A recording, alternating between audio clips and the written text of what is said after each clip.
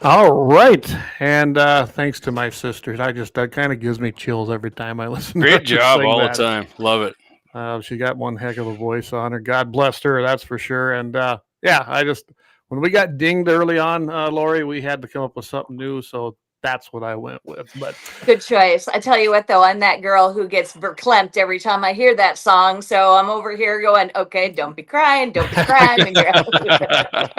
So, well, Lori, before we get going here, we start the show every time like this, and I know we talked about it, and I would love it if you do the Second Amendment for us. I am so honored. A well-regulated militia being necessary to the security of a free state, the right of the people to keep and bear arms shall not be infringed. Amen to that, and it gets more true every day to me, every single day. So, before we get started here, I'd like to introduce. We have Lori Hinz. She is the North Dakota RNC Committeewoman, not the chairman. So many people always mistake that, but she does a fantastic job. And if you guys don't know how I met Lori, I was with District 31 at one time. Oh no, we lost her. Bring her back. I did not go anywhere. I got you. But Lori was running for the National Committeewoman. Something popped up on my screen that came from y'all, and so I was like, get rid of that. So sorry. Well, and here's the thing. I wasn't quite sure even what the position was, but I was kind of new to the District 31 stuff. So as I do, I picked up my phone and I said, hey, this is Clay Peterson. How you doing? Do you remember that, Lori? I do. And I kind of love that when that happens, because when you can teach people kind of about what's going on in the party, that is the start to really big, fantastic things. So it was all good. Yeah. And I mean, I don't know. I'm kind of guy that it's almost like an interview when I'm talking to somebody on that kind of issue. You passed with flying colors, so we were good. Well, and I appreciate when people vet me, because if you're going to vote for somebody, you should literally know where they stand. You should. I'm just a big believer that, ask some questions, find out where they stand on, God, guns, country, where they stand on faith, family, freedom, where they stand on all of the important things in life. And once you get that nailed down, then all the rest is gravy. Oh, absolutely. Absolutely. And like I said, that's how we met. That's how I got involved. Now the rest is history, as one would say. And I can't think of a better national committee woman we have. We got a great team right now. We have you, and then we have Steve Nagel over there on the other side as our committeeman. And I'm telling you, I just think that's just a great team myself. So thank you. I am thrilled. To work with those two amazing gentlemen, and we are really pleased. And okay, so when you get onto the RNC, and there's 168 of you, so there's there's 50 states, but there's also 6 U.S. territories. Each one of those gets the 3 people, right? So it is rare to have a team that is cohesive and works together. There's always like 2 on 1, or there's 3 separate where they don't get along very well because they're from different factions. But we have a rock star lineup. I mean, Matthew Simon, our new chairman, has been absolutely awesome guy. Yeah. Oh, yeah. He actually spoke yesterday at the GNDC and crushed it. I seen that. Yeah, I seen that. And that isn't exactly a friendly right. Group of people to us. So yeah, I don't know why it shouldn't be, but he actually, the speech that guy gave, I thought was so sweeping and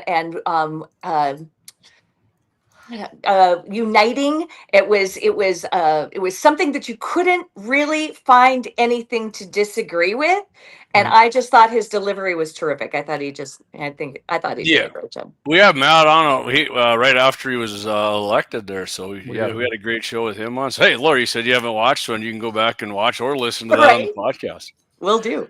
Yeah. Well, and I'm telling you, Matthew he's a very, very intelligent man. I've known Matthew for a very, very long time. In fact, one of the state conventions, I was like, I'm not going to get a motel room for this. So I called Matthew up. He said, hang out at my place. So that's where I stayed during the convention. Love it. I met Matthew through Rick Becker, and we were doing a television show called No Apologies on Beck at a talk show. Yeah, I remember that one. He had Matthew on in his persona of WTF, and it was absolutely hysterical, super funny, made me laugh. And then when I found out the guy's intellect, I was like, okay, we're going to be friends now. You are so brilliant. I adore him. He is. Day 153.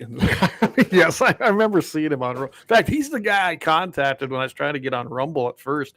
Because it's a little complicated, and it was at first. But yeah, Matthew's a great guy. He's very smart. I found out him and I have read a lot of the same books, and just getting to know him. He's like, I would have never guessed that about you. I said, well, kind of the same thing here. I wouldn't have guessed that either. So Matthew's a great guy. He truly is. Yeah, and he's a good chairman. And we're going to get in a little of that stuff here. But first, why don't you?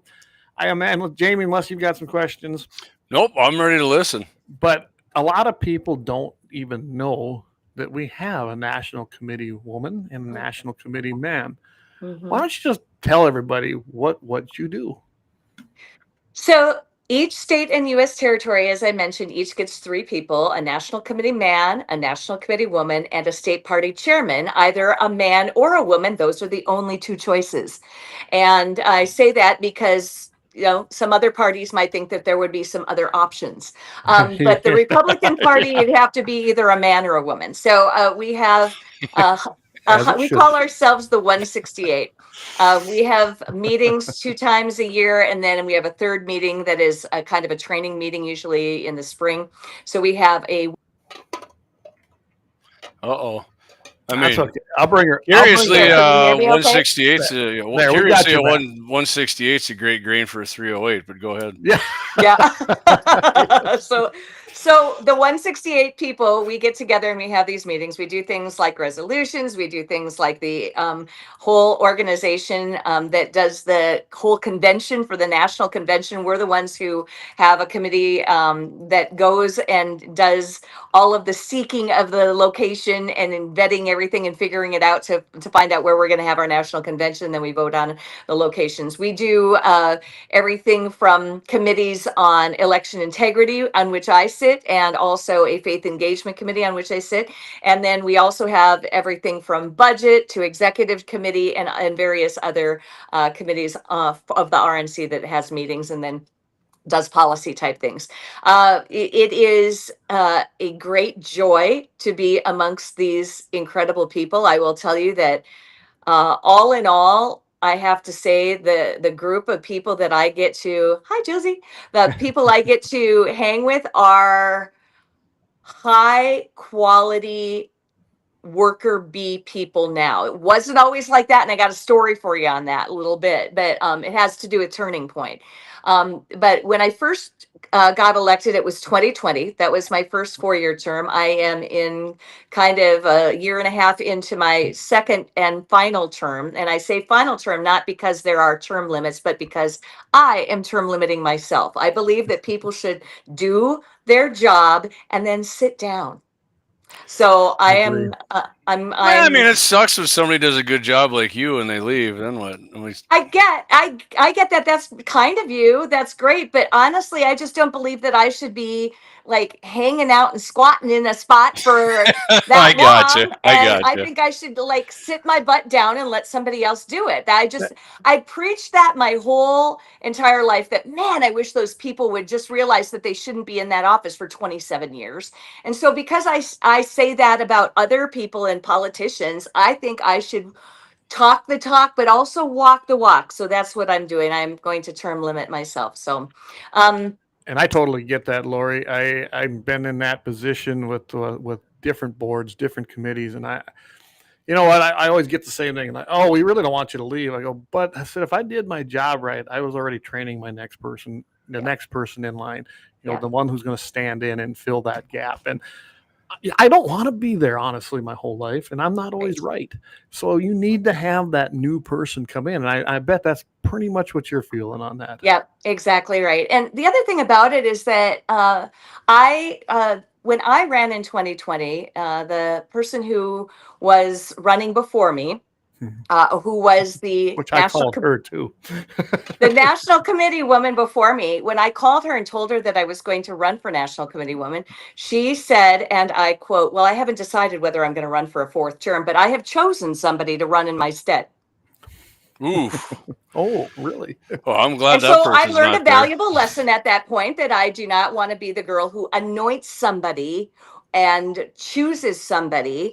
I'm going to let them decide on their own that they're going to run. And I just decided I just never want to be like that. And last I heard, it was an election and not a coronation. So, and you're right. And that's important, because I've never chosen anybody, but I always try to find that person in wherever I'm involved at, and maybe, kind of help them out, give them the things. It's up to them whether they run. I always kind of encourage it, but yeah, this is not a dynasty. We don't choose our next successor. We should. Right. Exactly right. And I actually think that we have a lot of amazing women that could step into the role. And so we have a deep bench in the Republican Party in North Dakota, particularly amongst the grassroots. So it's gotten bigger too, and I think it's gotten younger.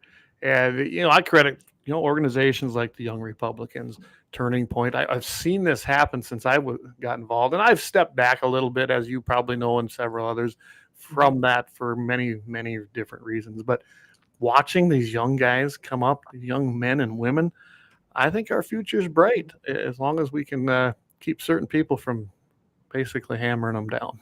I am very fortunate in that, as a National Committee woman for a state, I have a great relationship with our YRs in our state, to the point where they gave me a couple of years ago a legendary award. I have my own name tag, literally, that is a YR name tag that is made out of etched wood. That is my prized possession that I carry with me in my purse. And whenever I'm traveling, I show people, like, look at this. This is so cool. I got it when I was like in my 50s, but did not matter because they considered me friendly enough to them and mentoring of them that they were so kind. So I have like I say, and it's not like that in every single state. There are many states where there are some states where they have a more liberal group as their YRs, their Young Republicans.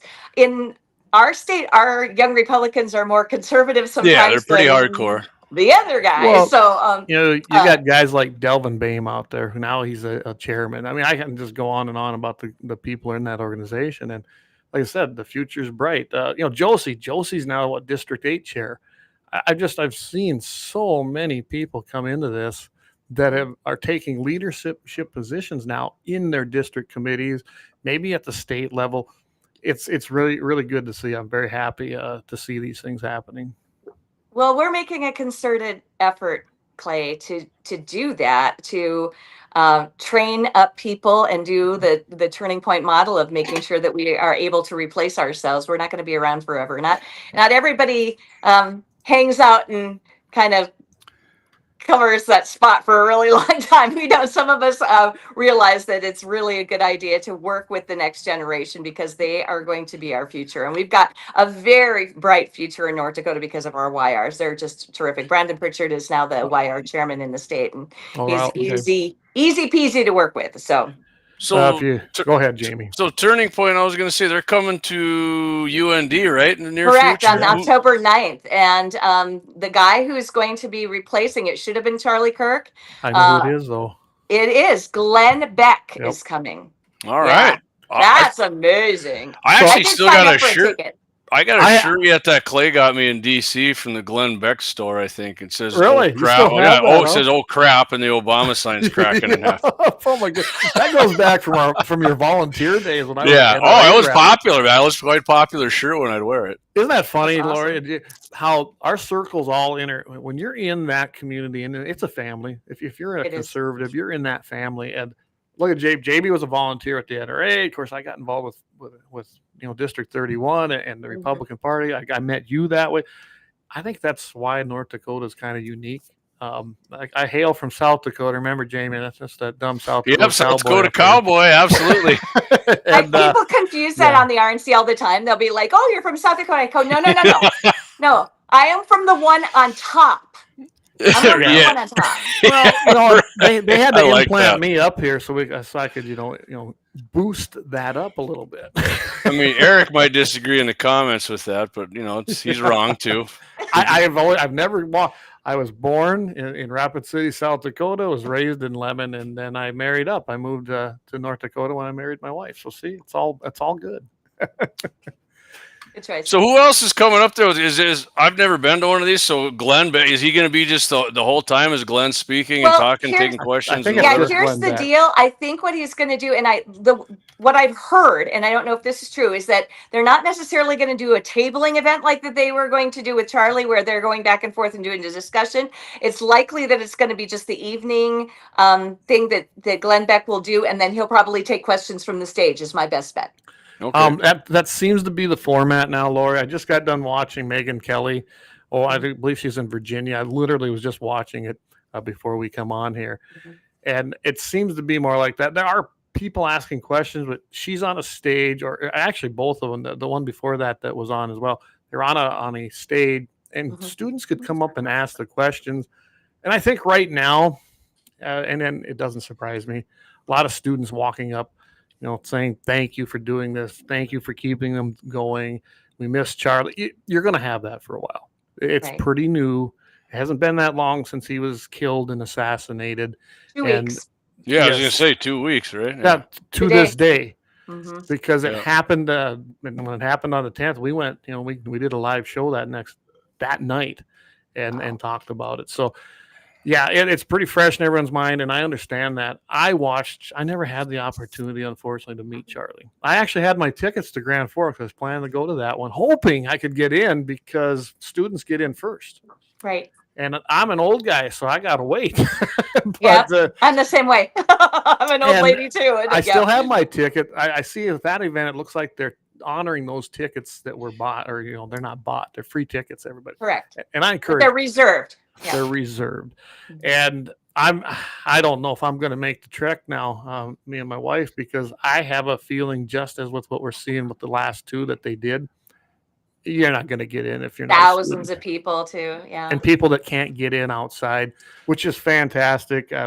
And I mean, what we've seen ignited in this country with politics, conservatism, religion, Christianity, and as a whole, Charlie Kirk could have never imagined it.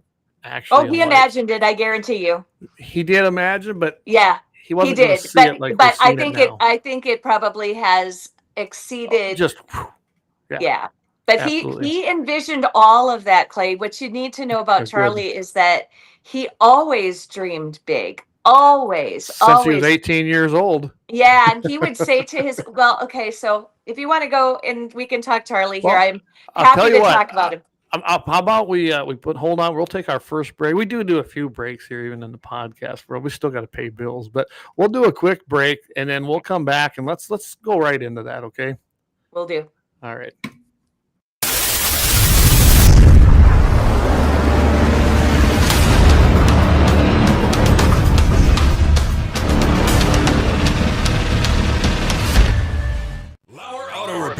Located at 309 South Washington Street in Bismarck, North Dakota. Give them a call at 701-258-6308. The team of mechanics at Lauer Auto can take care of any problem your vehicle is having. And when you do business with Lauer, you can be assured you're doing business with a pro Second Amendment America First repair shop. There are plenty of other auto repair shops in the Bismarck-Mandan area. But why take a chance at patronizing a shop that might not have your beliefs at heart? Make no mistake.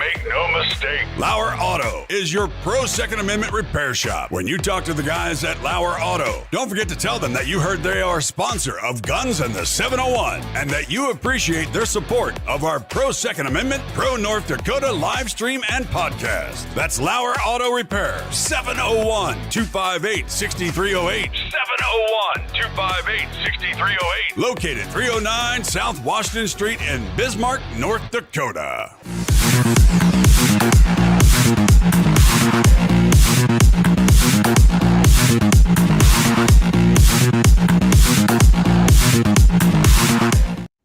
Hey, welcome back. But we got one extra one to add to you guys. Kalon's Auto Service. It's serving you with all your auto repair needs right there in Lemmon, South Dakota. And he just upgraded. And we can't thank him enough for stepping up and supporting the Second Amendment freedom and our conservative and Christian values. Kalon and Misty Foss, you can phone him at 605-374-3991. Again, 605-374-3991, right there in Lemmon, South Dakota, off of Highway 12 at 1101 6th Avenue West. Kalon's Auto Service in Lemmon, South Dakota. Any relation to Joe Foss? No, he is not.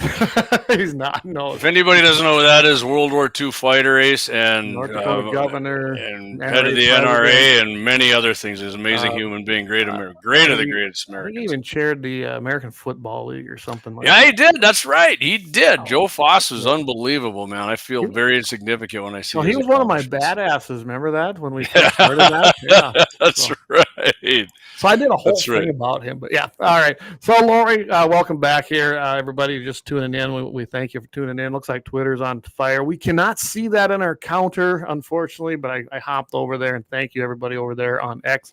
The chats. There you go, Clay. You said Twitter. It is X. I know, Twitter, X. I guess I'm never going to probably. I don't like saying Twitter because that's the leftists owned it, man. So everybody, I'm going to do a little plug. Everybody should follow me on X because I am prolific and often am posting, and I retweet the coolest people and the coolest things on like X. 701. So yes, I do. So follow me at Hinz Lori, HINZLORI at HINZLORI. Okay, yeah, Hinz Lori. Hinz Lori. Yep. And I am. We're following. X. We're already following, Lori. I'm on X far more often than I am on Facebook, actually, because Facebook irritates me because their algorithm is censorship, and I'm just not a big fan of that. So we're basically censored right now. We're not even live streaming to our actual Facebook page, but yeah, it's atrocious, really. So here, when we repost here, right there, guys, there it is. There's her Twitter. We'll share that right into there. And yeah, you're going to want to go check that out. That picture on the very top is a picture that I took when I was in Milwaukee for the national convention and where we were sitting. And I looked up and I saw Trump and I took a picture of it. So that's my own picture there. Yeah. Amazing convention, by the way. I seen that. That was fantastic. We got to put that up. So that is good stuff. Clinton. Here comes George W. Here comes Barack. And Trump. That's the first term. Yep. Not open. That is awesome. Whoever came up with that, brilliant in my mind. Oh, you know, they were just having a conversation about it and talking about it. And Trump's like, do it.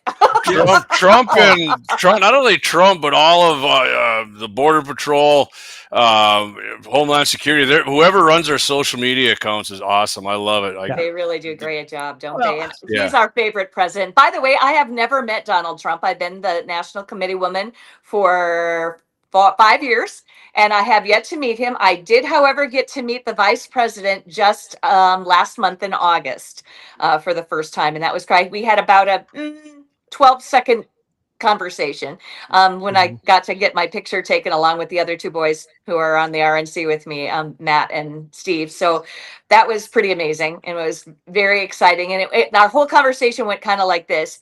Mr. Vice President, great to meet you. I understand you were in our state last week for a little vacation. He goes, yes, I was in North Dakota for a full 12 hours. He said, 12 hours. And so I said, well, I just want you to know that you are welcome back. We would love for you to come back to North Dakota. And when you come back next time, let us know. Yeah. So, Lori, quick story. We have a great show to put them on. It's called Guns in the 701. There's a great one over there on Beck, Lori. You better give us a plug there. Yeah, right. We're all out on the. Oh, I'm sorry. Do you still have your show on Beck, Lori? I have a couple of different things that I have projects on Beck right now. I am doing Made Local. So I'm not doing a talk show any longer, but I am a frequent guest on Ladies of Another View, which is another show with other ladies. We've been on there. Yep. I've been on with Lori before after Rick retired from there. That's right. And I also. Uh-oh. Let's bring her back. We'll bring her back. All right, you're back. All right, there we go. You guys shutting me off or something? I'm not. There must be something on your I don't have a clue, but all the good news we can bring you right back. I am still here though. I mean, I still can hear you and everything. So I don't know where my screen is going, but yeah, I have Made Local where I feature entrepreneurs and cottage industries and little businesses from all over the state. It is my happy place to go all over and highlight people. One guy, Timmy's Pastime Eats, started with smoking in his backyard some pistachios with fabulous flavors. He is now, a couple of years later of that show, nationwide. Wow. Really? Awesome. Super, super cool. And if you haven't had Timmy's Pastime pistachios, they are fabulous. They are my guilty pleasure. Where can we get those at? There, you can get them at any Ace Hardware store in the country. Okay. Legit.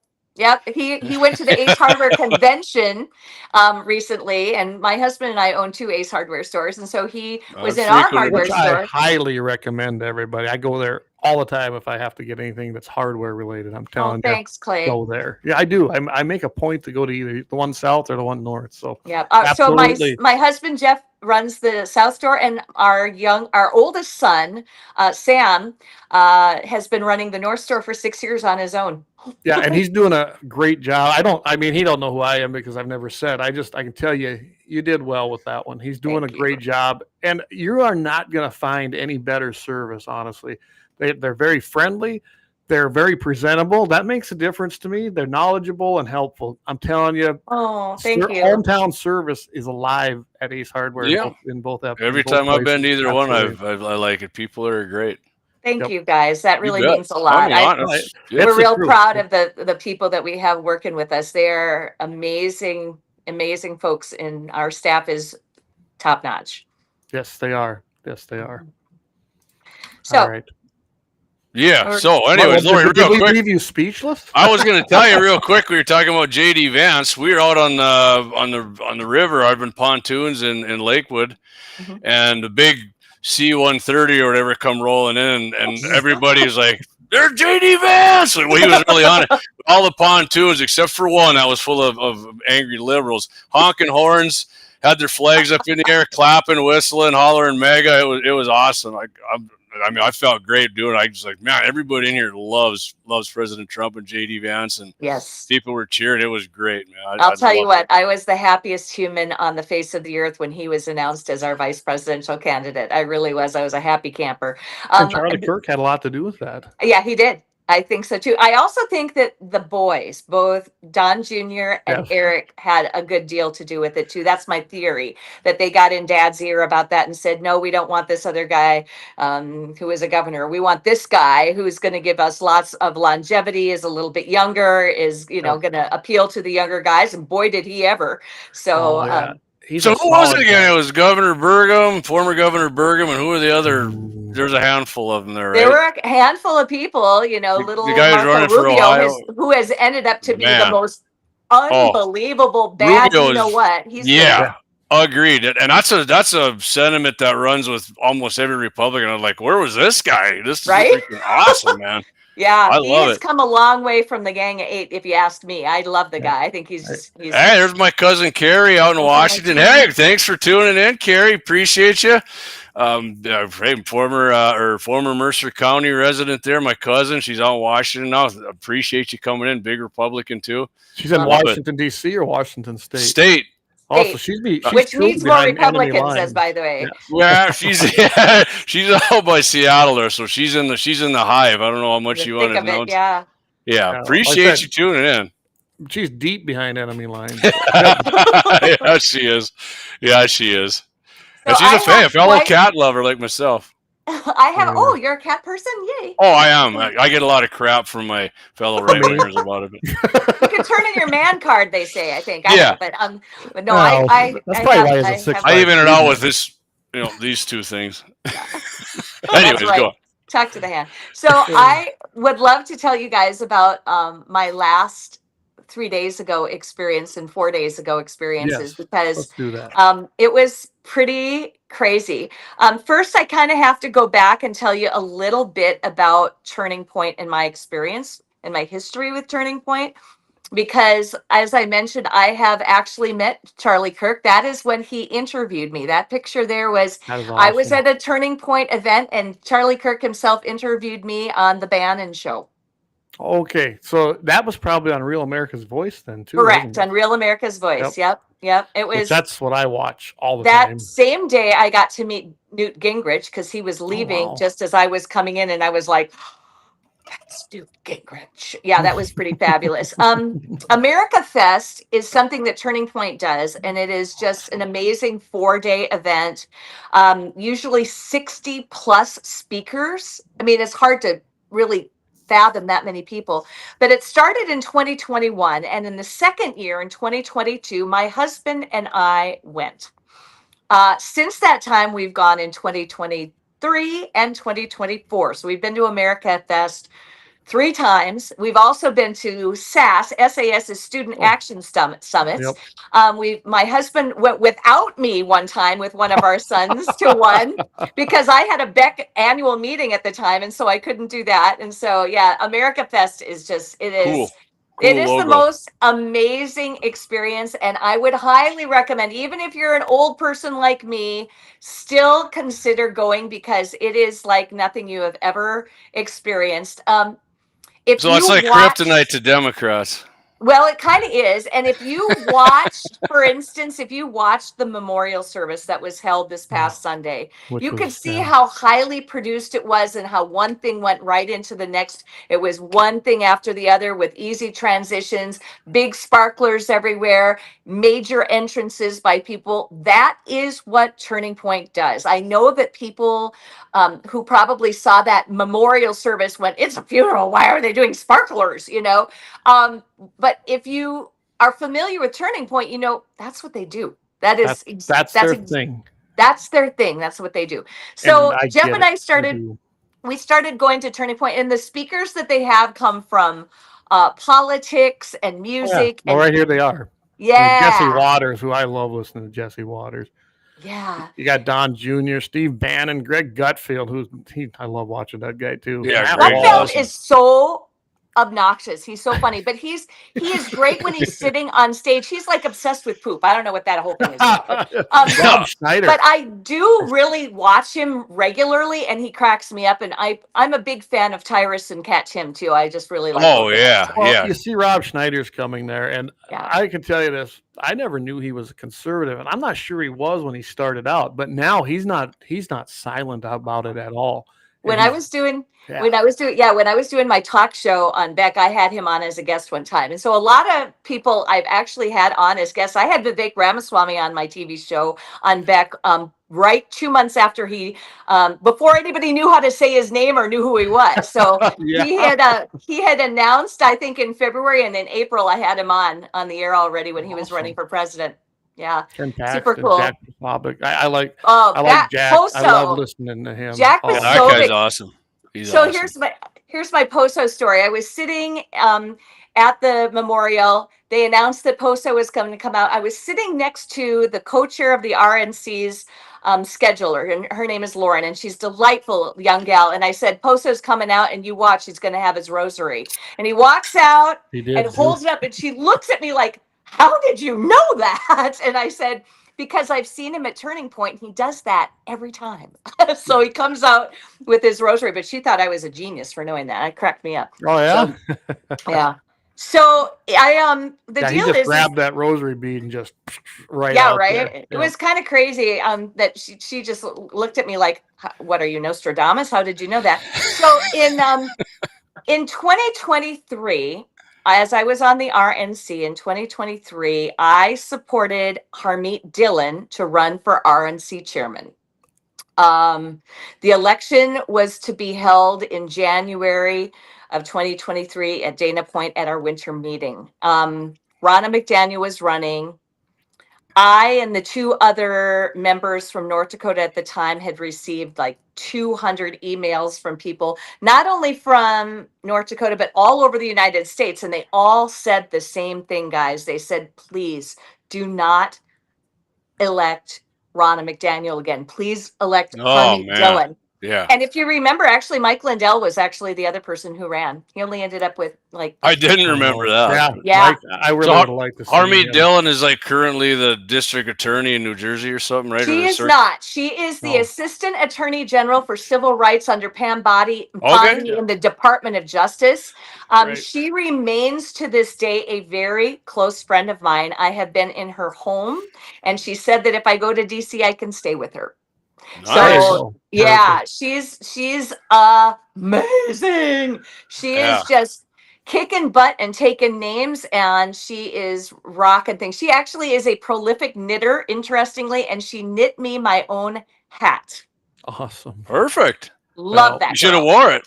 I know. Well, I've got it in my car. I can go get it during the commercial break next time. Because I carry it around with me. It's my badge of honor. It's my prized possession. I love that hat. It's gorgeous too. She actually knitted me a hat. Okay, so there are going to be people who are going to be just ticked about that because they all want her to make them stuff, and she's like, I'm not making anything for anybody unless I know them. So well, I can tell you this, Lori, Ronna Romney, let's not forget who she really is. Yeah, Ronna. And she was no good. Of course, Perry and Shane were both great fans of hers, and me and Perry have a very let's just say it's not a great past. It's a love-hate relationship. I mean, without the love in it, Clay. Well, when he brought me in, I don't know what he was thinking. I can remember sitting down with him and him telling me, "Oh, I'm a constitutionalist," because I said, "Oh, I'm a big constitutionalist." I have several copies around. I pulled it out. Oh, yes, I am too. I said, I don't know. I said, I really am. I said, trust me, I think I know every word of it.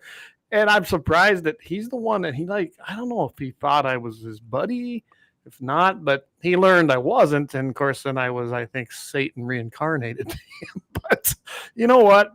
It was an interesting time in District 31. And now they got control, unfortunately. But I do not care for him, and I was so glad when Matthew ran and won. And right now, that was probably big issue here in North Dakota. People don't know it, but that was a huge win. Matthew beating him yet again. Actually, Matthew defeated Shane Gettle for that position because Sandy Sanford was Sandy Sanford. Okay, so it was Perry. Okay, I'm sorry, Schaefer. I got my history mixed up here. I can sort it out. So it was Perry Schaefer, and then he did a 2-year term, and then Sandy Sanford defeated him by 1 vote. That's and then right. She served 2 years, and then she decided not to run again in this last one in June of this year. And so she did not run again. And so it was actually Judy Estenson and Matt Simon and Shane Gettle. And after the first or second ballot was kind of obvious that it wasn't going to be working out, the very lovely, and I adore her, Judy Estenson dropped out. And so it was Shane Gettle versus, right. And as a history, Shane Gettle was the National Committeewoman. Or committee man, rather. Sorry. Well, you got it right the first. Anyway, let's just face it. Shane is Perry's boy. Well, Shane and I worked with them two guys. Actually, I probably have more respect for Perry because I know exactly what Perry is. Shane to me is a snake. I'm not afraid to say it. We can say it on this show. You don't have to say it, Lori. I don't believe that. I don't believe. I know you snake, don't. A lot of other people don't. I know him too well. He's a snake in my eyes, and that's just my opinion of him.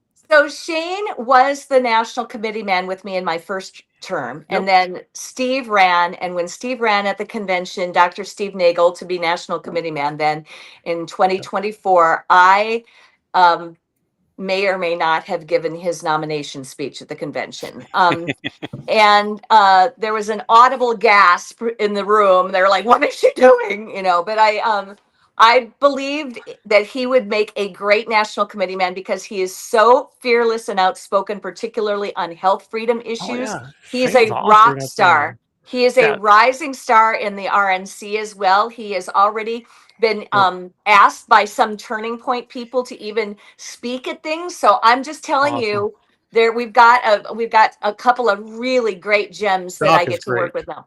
So in 2023, Shane and Perry were serving on the RNC with me, and both of them in writing on an email endorsed Ronna McDaniel. Doesn't surprise me. And well, it was really disappointing to me. I held my powder dry, as they say. Ronna McDaniel called me and she said, so can I get your support? And I said, Ronna, I don't even know who's running yet. Harmeet had not even announced yet. It was just Ronna and nobody was going against her. And then these guys all came out and, tried to, I don't know, what's the word I want? They tried to just bulldoze her way through by endorsing her in advance. So it was a deterrent to anybody else running. And so when I talked to her on the phone, I said, I don't know who's running yet. So until I know who's running actually against you, I'm not going to give you my support. She goes, well, I figured you wouldn't support me. I said, no, that's not what I said. What I said was, I'm waiting to find out who's actually running, and then I will choose. And so as it turned out, Harmeet threw her hat in the ring, and she was far and away way more popular amongst the grassroots. She was far more aligned with Turning Point. She was far more conservative, and a lot importantly too, she got a lot more donations than Ronna did. Well, the thing is she has the thing about Harmeet that people don't maybe know is that she went to Dartmouth at age 16. Wow. She went to college when she was 16 years old. She was outstanding in her studies. She was the editor of the college publication. She started her own law firm in California, the Dillon Law Group. She also started a group called Center for American Liberty. I could talk for hours on how great she is and how she is absolutely aiding Pam Bondi in our country right now, doing amazing things. I'm so proud to even know her. She's terrific. Anyway, so it wasn't even close who I was going to support. Well, then we were kind of whipping votes for Harmeet. Well, then, there was a bit of a split within the RNC because there were the people who were Ronna people and there were the people who were not the Ronna people. Well, we didn't have enough votes. It ended up being 111 to 51 votes for Harmeet. So it was like 2/3, 1/3, basically. And let me just tell you what happened after that. So the TPUSA people decided at that point to start what was called the Mount Vernon Project. I bet you guys have never heard of the Mount Vernon Project. Yes, before. I have. You have? Yes. Okay. You gotta remember, I'm still connected, Lori. I know. I'm so impressed that you know that, but it's not well known. It was kind of a unique thing, and I looked it up today because the Mount Vernon Project is still live on the website. And if you're ever interested in supporting something, this is what their mission was and how they described it. I'm going to read this to you because this is so great. I'm going to pull it up here for you. Yeah, that'd be great. It says, in January 2023, Ronna Romney McDaniel was reelected for a third term as chairwoman of the RNC, despite grassroots calls for Harmeet Dillon's election being disregarded. The RNC's consistent disconnect from everyday American voters and grassroots conservatives is compounded by self-serving figures within its ranks. These actions overshadow the genuine patriots upholding the party's values. In response, a movement. Okay, I think you're looking at the Mount Vernon. Yep, Actually, I'm you sorry. have I to just go. looked at this. That's George Washington's house. Yeah, I brought the wrong let me one give up. you the. I'll give you I the am email sorry. address. That's right. I'll give you the No, correct one. I clicked the wrong thing. Yeah, Here it is. there you go. There you got it. Okay, okay. I'm sorry. I clicked the wrong thing when I No brought worries. it up. No worries. So, See, okay, this is what happens when you're the producer and a co-host. you are multitasking. I get that. Lori worked in So- radio. She knows. So that is all true. These actions overshadow the genuine patriots upholding the party's values. In response, a movement emerged to revive the Republican Party. This movement, spearheaded by Turning Point Action, has taken the form of the Mount Vernon Project, or MVP. MVP is a strategic Awesome acronym. Isn't that great? Yes. The MVP, and I know the girl who invented it too. So anyway, MVP is a strategic initiative aimed at effecting change within the RNC by harnessing the enthusiasm and commitment of dedicated conservative leaders. The central goal of MVP is to identify and rally a new generation of passionate and unwavering conservative leaders who will challenge the status quo and work diligently to represent the values of everyday Americans. At the heart of the MVP's mission is a deep commitment to revitalizing the Republican National Committee from the inside out. The project's approach is multifaceted, focusing on the recruitment and empowerment of genuine conservatives. The MVP aims to fill positions ranging from state party chair, national committee man, and national committee woman, because as I said, those are the three. These roles are strategically vital to and exert considerable influence over the party's direction. Partnering with Turning Point Action's robust field program, the Mount Vernon Project will undertake a comprehensive effort to identify and recruit individuals who exemplify the highest standards of conservative leadership. The selection process focuses on identifying leaders who are not only competent and reliable, but also genuinely dedicated to upholding conservative values.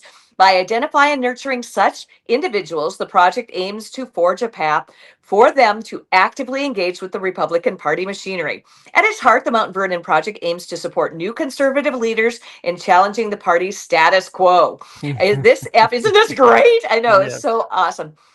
It says, at its heart, the Mount Vernon Project aims to support new conservative leaders in challenging the party's status quo. Its effort reflects the idea of standing up to the, quote, establishment as seen as out of touch with regular Americans. And by helping these committed grassroots conservatives gain influence, the project aims to balance the power and recommit to serving American interests first. Absolutely. Yeah. And that little bit at the end is so great too. It says, in the spirit of George Washington, we are calling on you to step up into a leadership role in the Republican Party, not forever, but for a time that your party needs you. The Mount Vernon Project encourages and empowers those who want to do good for their country while simultaneously keeping one goal in mind: to bring our country home. I know. It's yeah. It is the best thing you Awesome. can contribute to, folks, because think about it. Getting rid of those establishment type people quietly and carefully in the background is the best possible way to completely change the RNC. And I am here to tell you that in the last 3 years, especially, I have seen a massive change in the makeup of the RNC. Oh, it's been huge. And it's been a positive thing. It truly has. I'm telling you right now, Mount Vernon Project, like you said, is very unknown. And Turning Point, you know who actually turned me on to Turning Point or explained it was Jared Hendricks in the beginning.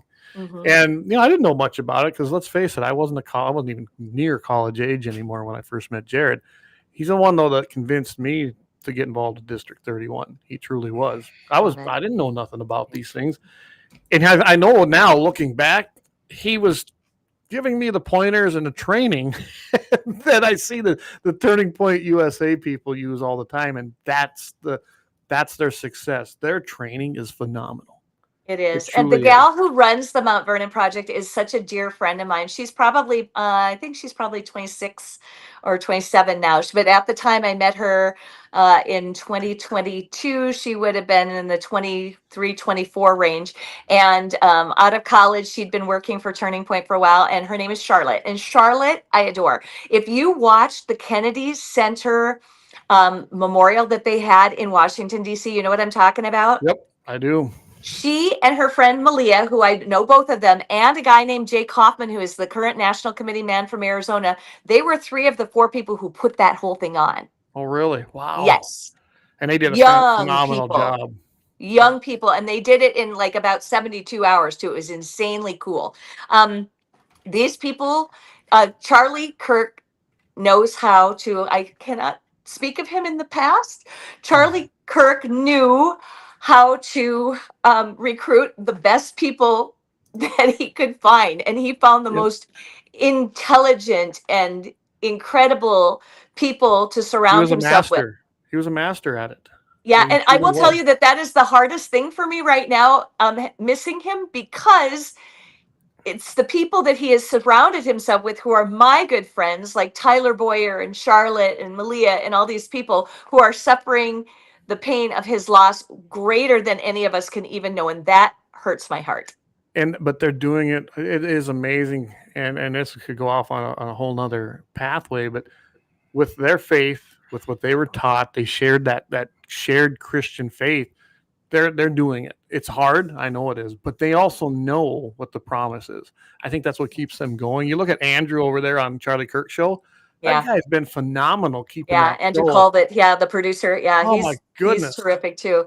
So Tyler, who I mentioned, Tyler also served with me on the RNC for 4 years. Really? So from 20 to 24. So Tyler was the national committee man from Arizona, and he and I got very close. And then he invited Jeff and me to go to the Turning Point stuff. And so we started going to America Fest, and AmFest is fantastic. I want to go so bad to AmFest. You seriously must consider going. It is amazing. They go from one to the other to the other to the other of speakers, and it is just, it's phenomenal. And it's all the best in the country. I have no doubt Trump will be there. I'm talking the President Trump, and I imagine J.D. Vance being Charlie Kirk and him were so close. I've seen Trump there. Trump's been there before, but yeah, he has. I've seen him there before. And Trump, guys, if you have never seen him in person, I highly recommend it. I went to the big gathering down in Rapid City that they did an ice hockey rink. I'm telling you, that was a phenomenal display of patriotism. You could feel it in there. Better than any sports game I've ever been to or any other thing. It was a combination of it all, and I do highly recommend that.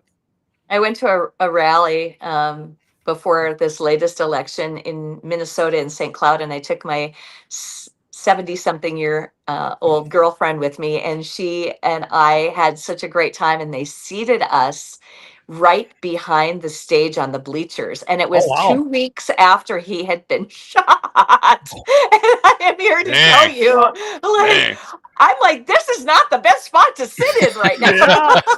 That's what's funny. So when we went to Rapid City, I took my son because Leighton is he's like me. He's into this, right?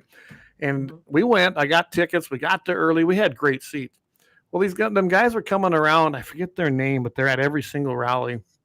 And they wanted Leighton to go up with them. Young kid, really pro-Trump. We had our shirts. I mean, we were having a great time, right? Mm-hmm. He wouldn't do it because, that was a couple of years ago. He was a little bit skeptical about going up there. I sure wish he'd have done it, but he was, they go around a lot of times and just pick people out of the lines. And that's, he has that persona. If you've never met my son. I'm hoping to meet him. I have never met Trump, and I am hoping to get to meet him. It just hasn't happened. And I'll be honest with you, the only reason it hasn't happened is because I am not an aggressive person. I could make it happen, but I am not that type of person to say, get out of my way, I need to go. I've been 14 feet from him several times. I've been to Mar-a-Lago twice for various things. Once with my husband, once with my RNC people. And I just I'm not an aggressive person. I'm just not. I have girlfriends on the RNC who are very aggressive. I am not that way. So, well, there you go. You just got to go do it. I know. I'll tell you what. We're coming. Do you want to stay? I know you said 1 hour, but you want to stick around with us? Well, I'd love to be able to tell you about my experience in Phoenix this last weekend. Let's take a quick break here. It'll be about a 4-minute break. Come on back, and we can finish up with that. I'll go get my Parmeet hat so you can see that. Sounds good. See, I told you. You said 2 hours. Really? Yeah, that's nothing. We go 2 hours, no problem. So, all right, let's go ahead and take our long break, and then I'm going to do one quick one again for Kalon's Auto, and then we'll hit this. and we'll go into our break. Hey, guys, Kalon's Auto Service in Lemmon, South Dakota. They're serving you with all your auto repair needs. Kalon and Misty Foss, they can be reached at 605-374-3991. Again, 605-374-3991, right off of Highway 12 in Lemmon, South Dakota. You go south on 6th Avenue at 1101 West, and you'll get the best service from the best people who support our Constitution, our freedoms, and the Second Amendment. That's Kalon's Auto Service in Lemmon, South Dakota.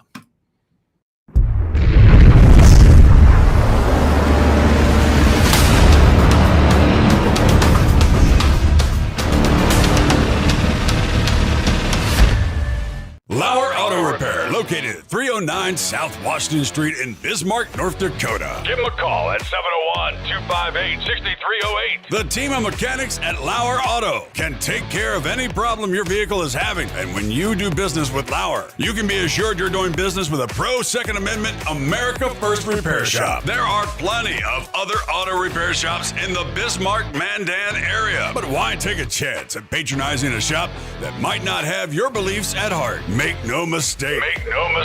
Lauer Auto is your pro Second Amendment repair shop. When you talk to the guys at Lauer Auto, don't forget to tell them that you heard they are a sponsor of Guns and the 701 and that you appreciate their support of our pro Second Amendment, pro North Dakota live stream and podcast. That's Lauer Auto Repair, 701-258-6308.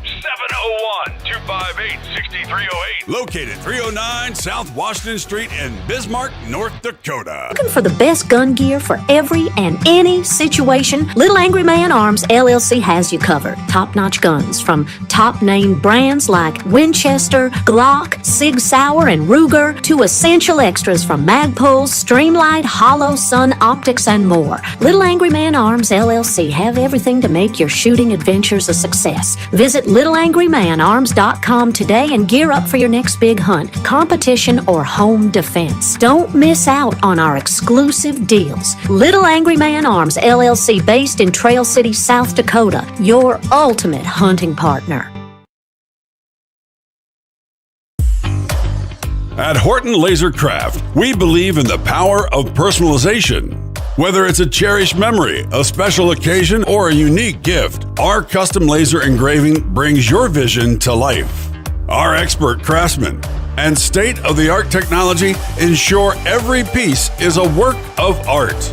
From personalized decor to one-of-a-kind keepsakes, Horton LaserCraft makes every moment unforgettable. Horton LaserCraft is owned and operated by a local veteran and his wife located near Thunderhawk, South Dakota. They provide custom laser products at a reasonable price, and their turnaround time is fast and efficient. Custom board cutting, glassware, decanter sets, mugs, assorted stainless steel jewelry, assorted tags, decor, custom acrylic nightlights, and much, much more. Call them up at 605-545-7535. Horton LaserCraft, where memories are engraved.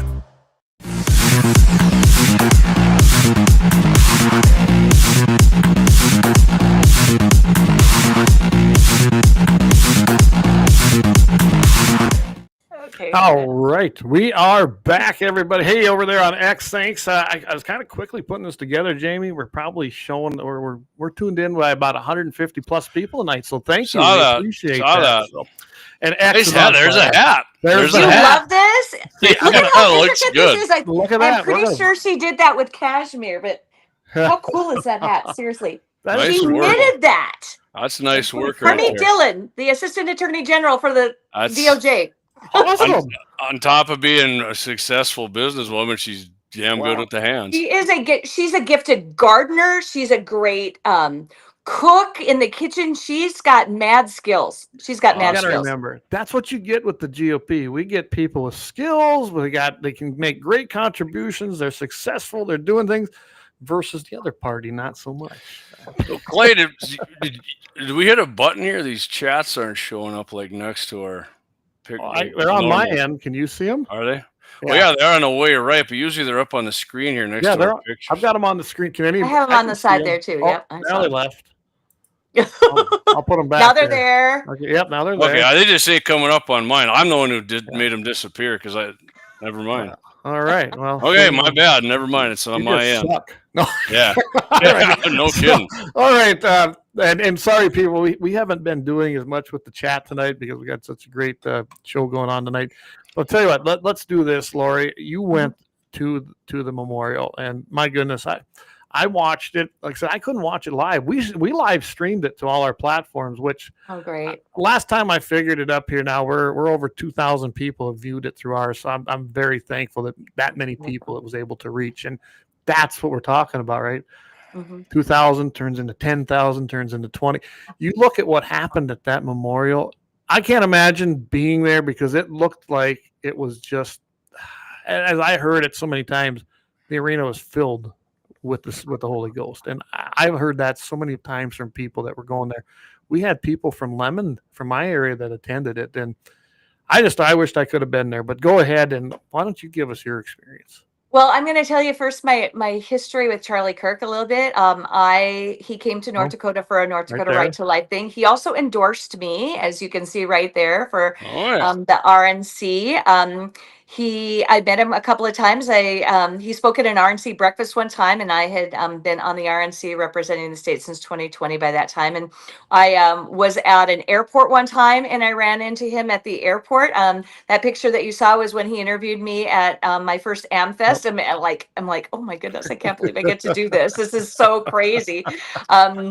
Let's see. The National Committeewoman from Nebraska, who we're going to show in a second in another picture. There she is in the blue with the pin on her. That is the Nebraska National Committeewoman, good girlfriend of mine named Fanshawn Blythe. And she invited Jeff and me, my husband and I, one time to go to a Lincoln Reagan Day dinner in Lincoln, Nebraska. So we flew to Omaha, drove to Lincoln, and then went to that dinner. And the keynote was Charlie Kirk, and he sat right next to me at the dinner that night. So that was a thrill for me, and I have thanked her so many times for that. That was really a really cool thing.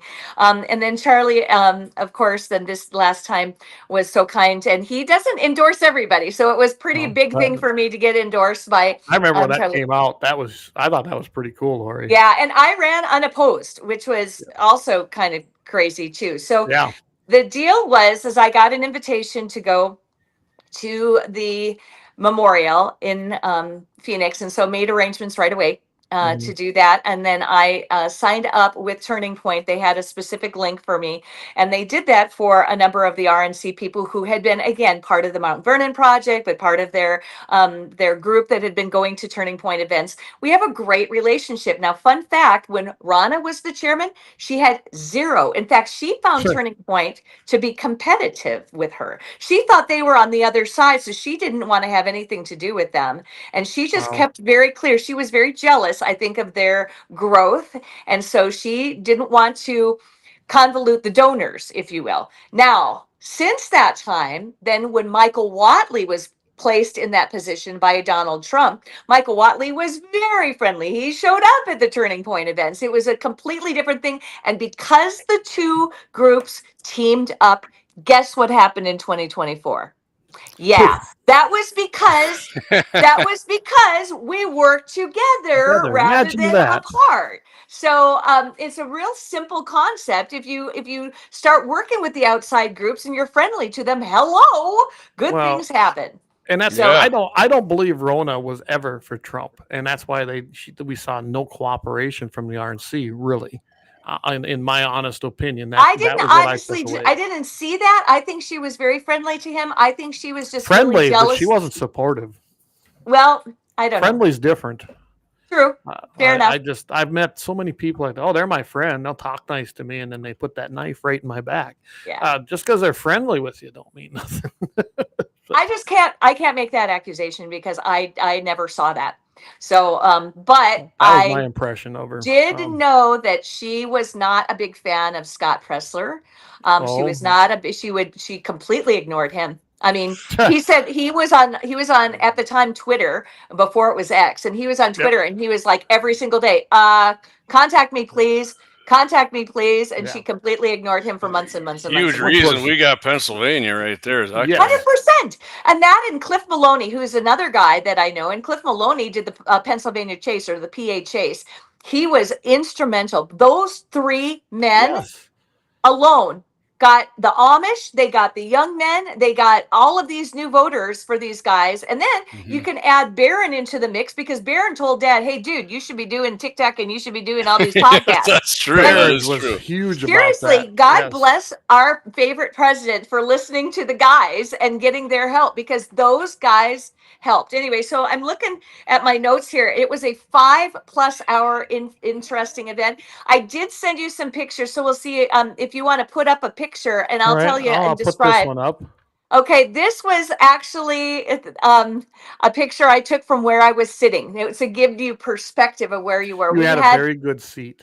We had very good seats. So I was seated near the RNC co-chair. So the new chairman of the RNC is a guy from Florida named Joe Gruters, but the co-chair is my dear friend, and I'm very close to her, and I'm hoping she's going to come to North Dakota. Little hint, hint. But she is the National Committee woman from Kentucky, and her name is Casey Crosby.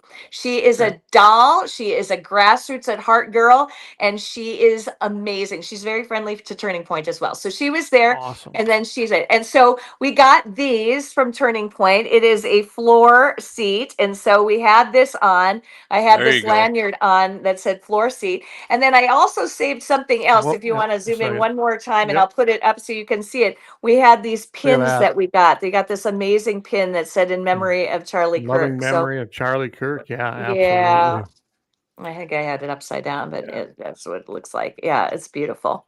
Very, very cool stuff. Anyway, so the deal is before the day before, if you want to show another picture and I can describe stuff to you. Yeah, I don't know if I got them in order, but here, I'll throw this one up. Okay, good. This is what I wanted. So this is the day before. This is on Saturday, and I took this picture at Turning Point headquarters.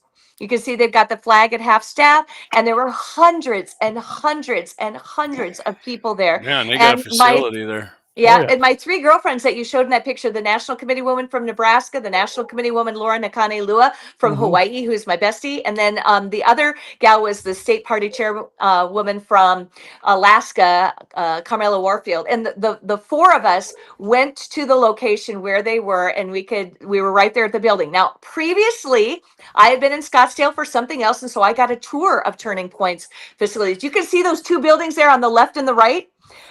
If you look past them, there's 2 more buildings, and there are 2 more buildings past that. Huge campus. The campus is humongous. They have all of these different entities and all these different buildings and 1,000 employees across the states. So it is a huge operation from an 18-year-old's garage. I mean, that's where he originally. Yeah, it was a donor that gave him that space, wasn't it?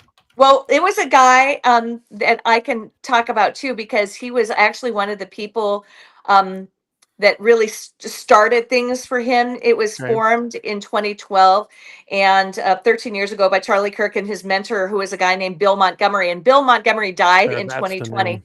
Yeah, Bill Montgomery passed away in 2020, but it was an amazing crowd, and it was very reverent, no funky stuff. I did buy this shirt that I'm wearing today there at this event on this day.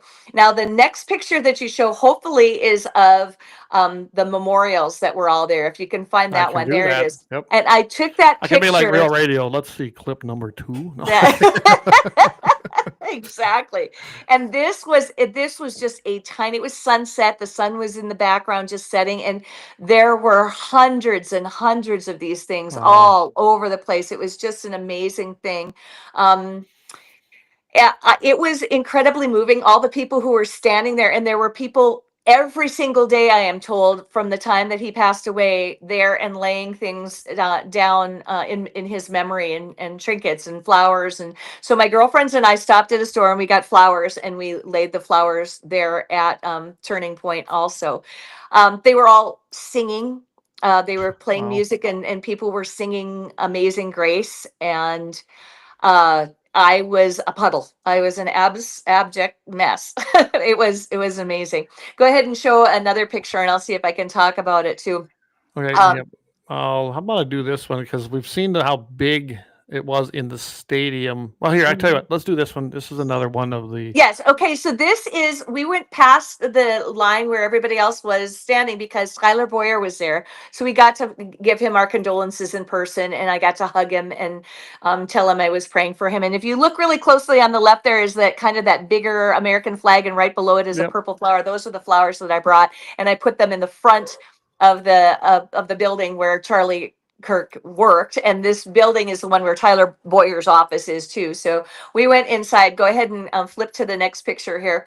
And just as you walk inside of this place is this amazing display. Okay, so this is when we went into the auditorium for the first time, and that's Laura from Hawaii in front of me, Laura Nakanelua, and she is walking down the stairs, and we're walking down toward the floor, and you can see just the scope of how full it was already. You can see a little bit of filling in left on the right and the left of the sides of the stage, but those did eventually fill in, and we got there about 9:30 in the morning local time. We left our hotel, which was 6 miles away from the venue, at 6:30 a.m. and we got into the building at 9:30 a.m. Wow. We all shoved into the back of the pickup truck. And we were sitting four abreast back there, and we drove for 2 hours, and then we walked for another 2.5 hours, and then we walked for another. Wow. So that was a long ordeal. I have never in my life seen traffic anything like what I saw. Well, that's what they said. Oof. They said it was that's high stress. Even the people who live in that area, we got a guy that's retired that moved down there from this area. He's been going down there for years. He says it was crazy. He said I didn't even try. He said I got in there. But he said it was insane trying to get in and out of there. We drove past the 101, which is a real main interstate there, and the 101 was literally bumper to bumper, stopped completely, no traffic moving for miles. Wow. It was crazy. And then what we did is our driver, who is this wonderful man named Joseph, who is our Uber driver, who was a veteran and a Marine, and he was driving us, and he took us back roads as best he could to avoid that. And we still took 3 hours to get to our venue. Oh. We got a drop-off place, and then we walked about a half a mile to get in and through all of the magnetometers, through the security and everything, pick up our credentials, and then get in there. I imagine security, and I don't blame them. I imagine that was tight. Probably tight. Yeah, well, and I was not impressed that they found a guy in the building in that morning, and that we had seen that. Yeah.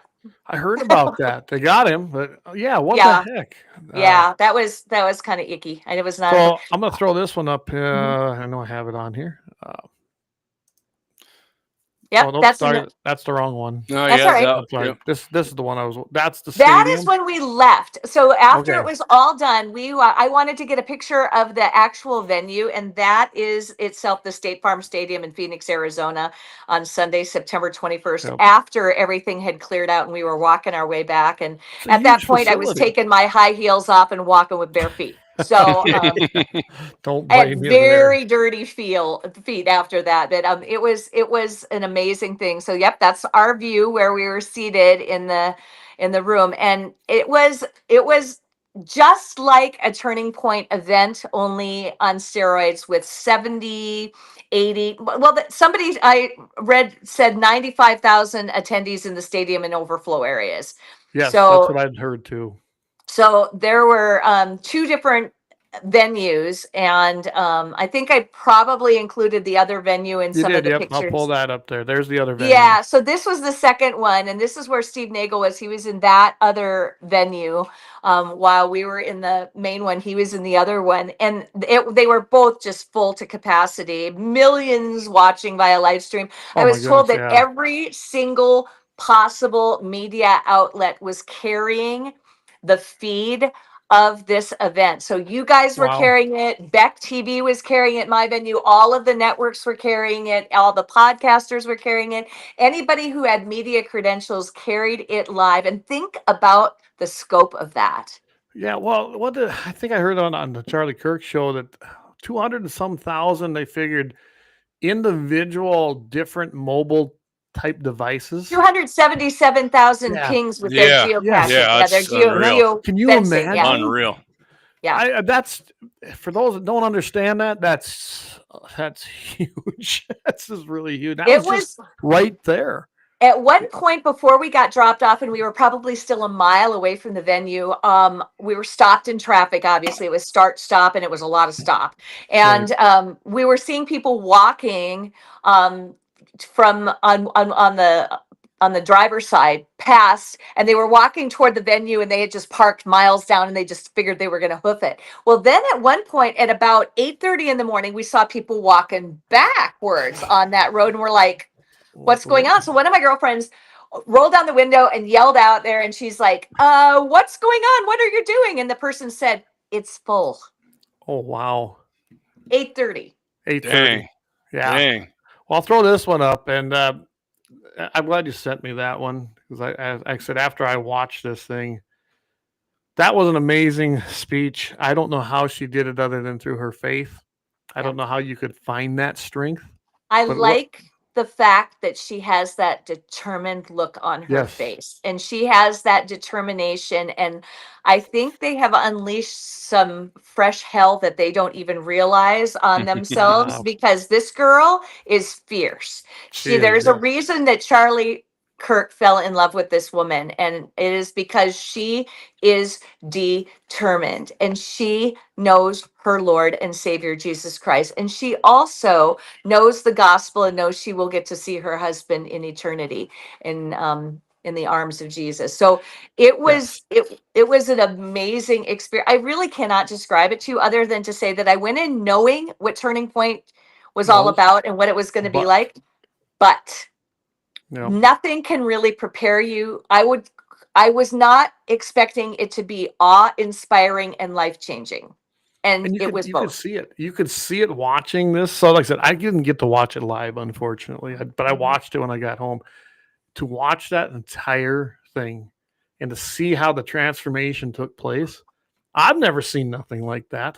Yeah. You could tell that people were moved. People were, I'm different. They weren't mad. You know what I mean? Yeah. They were celebrating. You did not hear a boo. No. You did not hear any groaning. There were no fights. There were absolutely zero protesters anywhere. That's what I heard. Think about that. Zero. No protesters at at a place where they supposedly always cheered that they hated him, but not a one showed up. Why is that? I mean, it doesn't stop them from showing up at everything else, but there was nobody there. That's amazing to me. It really was. The whole thing was amazing. And then when we walked in and you showed that picture where we're walking down the stairs, the Christian artists were singing. Oh, my goodness, you guys. Brandon Lake and Chris Tomlin and Phil Wickham and Cody Carnes and Carrie Job Carnes. They were all singing together. They would take turns and they would sing a song. Did you get to see some of that too, Clay? I've seen it all. And then he stopped singing and the entire arena picked it up. And I didn't see that, not like that. When I went to the one in Rapid City, same thing happened. There was some singers on this before Trump got in there, and to listen to that, I think they were doing "God Bless America." They quit singing, and then the whole arena sang. That was, the display of patriotism, and they also had another Christian band there.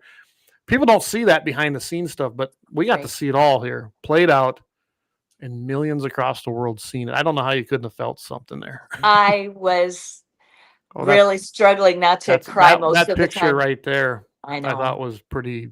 That was pretty cool. That picture. Yeah, one of my girlfriends knew the person who painted that too. So of course they did. Of course they did. And I thought Trump did. You know what? I don't know how many comments I heard people say, "Oh, Trump went and did what Trump does." Trump did what Trump does, but not in a bad way. I thought he embraced it how Trump would. And then he gave a message, and it was a spot-on message.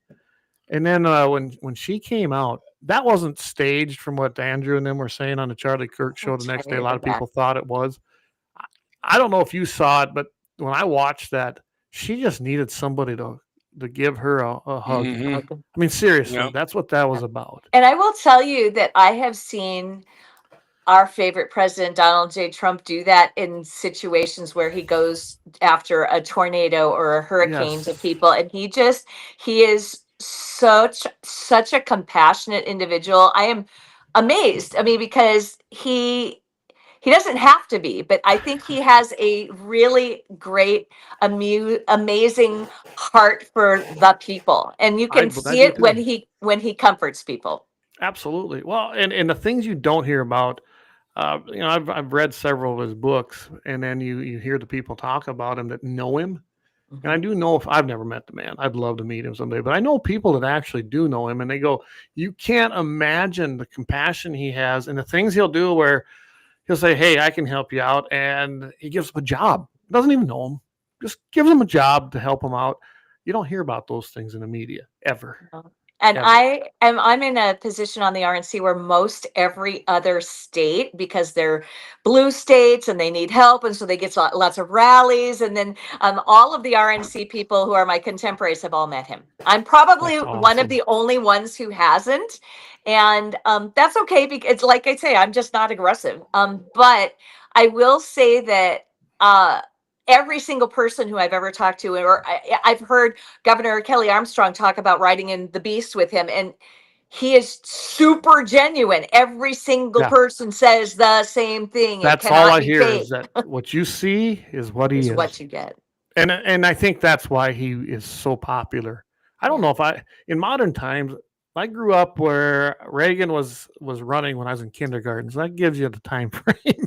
But I don't think I have ever seen a president so popular with the people as a whole Right. than President Donald J. Trump. And I think it's bigger this time. Yep. The second time around. And God works in mysterious ways, the old cliche, but he does. Doesn't he? I mean, think about it. Had he won in 2020, he wouldn't have been ready. No, he learned so much, and now he is going full bore. He had 4 years to plan, which I figured. You got to realize when that happened, I had Jamie. Remember seeing it? Remember, I had a Trump 2024 shirt made up. I was wearing that long before anybody else. But I knew he'd run. It's just not in him to lose. Okay, right.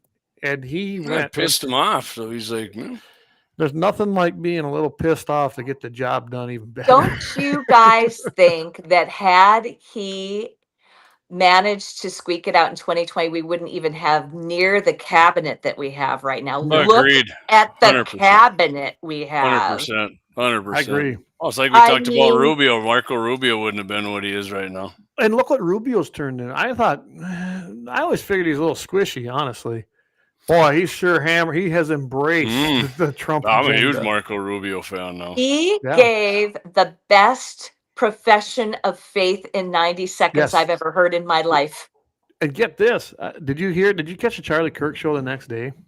I think I might have. They were talking about how that wasn't really in his speech. He just did that. Off the top of his head, mind you. Yes. So that's kind of amazing. And, I kind of laughed. Donald Trump Jr. He don't talk like that. And he did it. I mean, when you think about what we saw happen and witness there at that memorial, Charlie Kirk reached more people by essentially giving his life up for everything he believed in. And it's already going poof. I mean, it's huge. Don't think I will ever see in my lifetime an entire cabinet profess their faith in Jesus Christ as their Lord and Savior. I think that was historic, and I think this is our JFK moment. This is our literal turning point. This is our it is the turning point. Yes, it is. I wore a t-shirt. Luckily I have my sweatshop down here that I run with our press and everything over here. So we were able to pound out shirts, and I made one right away so I could wear it that Wednesday. And love it. Now my kids have been wearing them. I've had more requests for them. Don't worry, Jamie. This didn't come off the GAT701 budget. This came I'm not too concerned. This came off of mine, and I've just been printing them up and giving them away because I want them to be worn. I love that. So I don't know if you saw Lee Greenwood sing God Bless the USA live. That is a rarity. I've seen him do that 2 or 3 times is all. It's very, very rare. And always at a Trump event. Correct. So that was a special thing right there. When he sings it live, it's just a completely whole new experience. And then there was a guy, and I had to look it up to see who sang the national anthem. It was a guy named Steve Amerson, and he is one of Trump's favorite singers also, I am told. He did a fantastic job too. Oh yeah, it was incredible.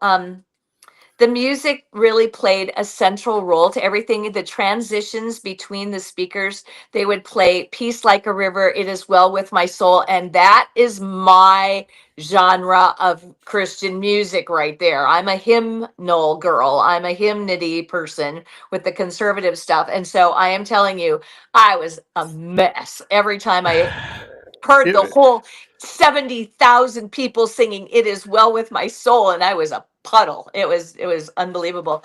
I wrote down also the speakers because I went looking this afternoon to try to remind myself who all spoke. And 1, 2, 3, 4, 5, 6, 7, 8, 9, 10, 11, 12, 13, 14, 15, 16, 17, 18, 19, 20, 21, 22, 20.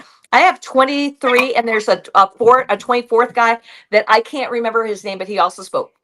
And he was speaking with the Turning Point people, and I think he was like the CFO, like the chief financial officer. Oh, okay. Because there was a young guy up there that had, I imagine it was that's Mikey McCoy, and so I know who Mikey McCoy is. So so it was Frank Turk, who is first it was Pastor Rob McCoy, who was Charlie Kirk's personal pastor. And my goodness, wow, that was right. And then it was Frank Turk, who is Charlie's mentor. That was the guy who said, "I'm not necessarily his pastor, but I'm still pastor, but I'm his mentor." Then Dr. Ben Carson. And I love Ben. I love Ben, but he's kind of boring to listen to. But he did a good job. He's very soft spoken. That's just his style. That's just him. Don't dunk on him, man. And then I'm not. I'd still tell him that he had a great speech. He did. Yes, he did. And he's also going to probably be receiving a Medal of Freedom as well. I understand. I would imagine. I can't imagine he wouldn't get one. Benny Johnson, the chief creative officer since 2019. I love Benny Johnson. I've met Benny Johnson, which is super cool, at a Turning Point event. You're making me jealous. I ain't met none of these people. It's amazing. Representative Anna Paulina Luna, and she says Anna, so I am saying her name correctly. I'm really nerdy about that crap. And that actually, I don't know if did you know that she had started her career at a Turning Point? She started working for Charlie. So I did not know that till I didn't know that. Heard it then. Yeah, she was a Turning Point alumni person who ran for office. And then Larry Arnn, the president of Hillsdale. Oh man, I love Hillsdale's awesome. So great. Also, he said at the event that the school would set up a scholarship fund for Charlie Kirk's 2 children. Oh, wow. And give Charlie Kirk, who never graduated college, a posthumous honorary degree. And then you were talking about that young guy. That was Mikey McCoy, along with his wife, Elizabeth. And he is the guy who is the pastor, Rob McCoy. That's his son. Oh, really? So Mikey McCoy was Pastor Rob's son. And Charlie's chief of staff, do everything guy. He's the guy who is literally his right-hand man. Yes. And then Stacy Sheridan, and she's the senior advancement director. She was the older lady for Turning Point who got recruited from. Oh, now we lost her this time. She's got to log back in. I don't know what she keeps hitting there. So, hey, I tell you, maybe it's a great time. Let's take another quick break, everybody, and hopefully we can get Lori back on. I don't know. This has been a great. I love this conversation. So, not where we were headed, but it's been a great conversation. Yeah. So, we'll do one quick commercial. I thank our main sponsor. We'll be right back.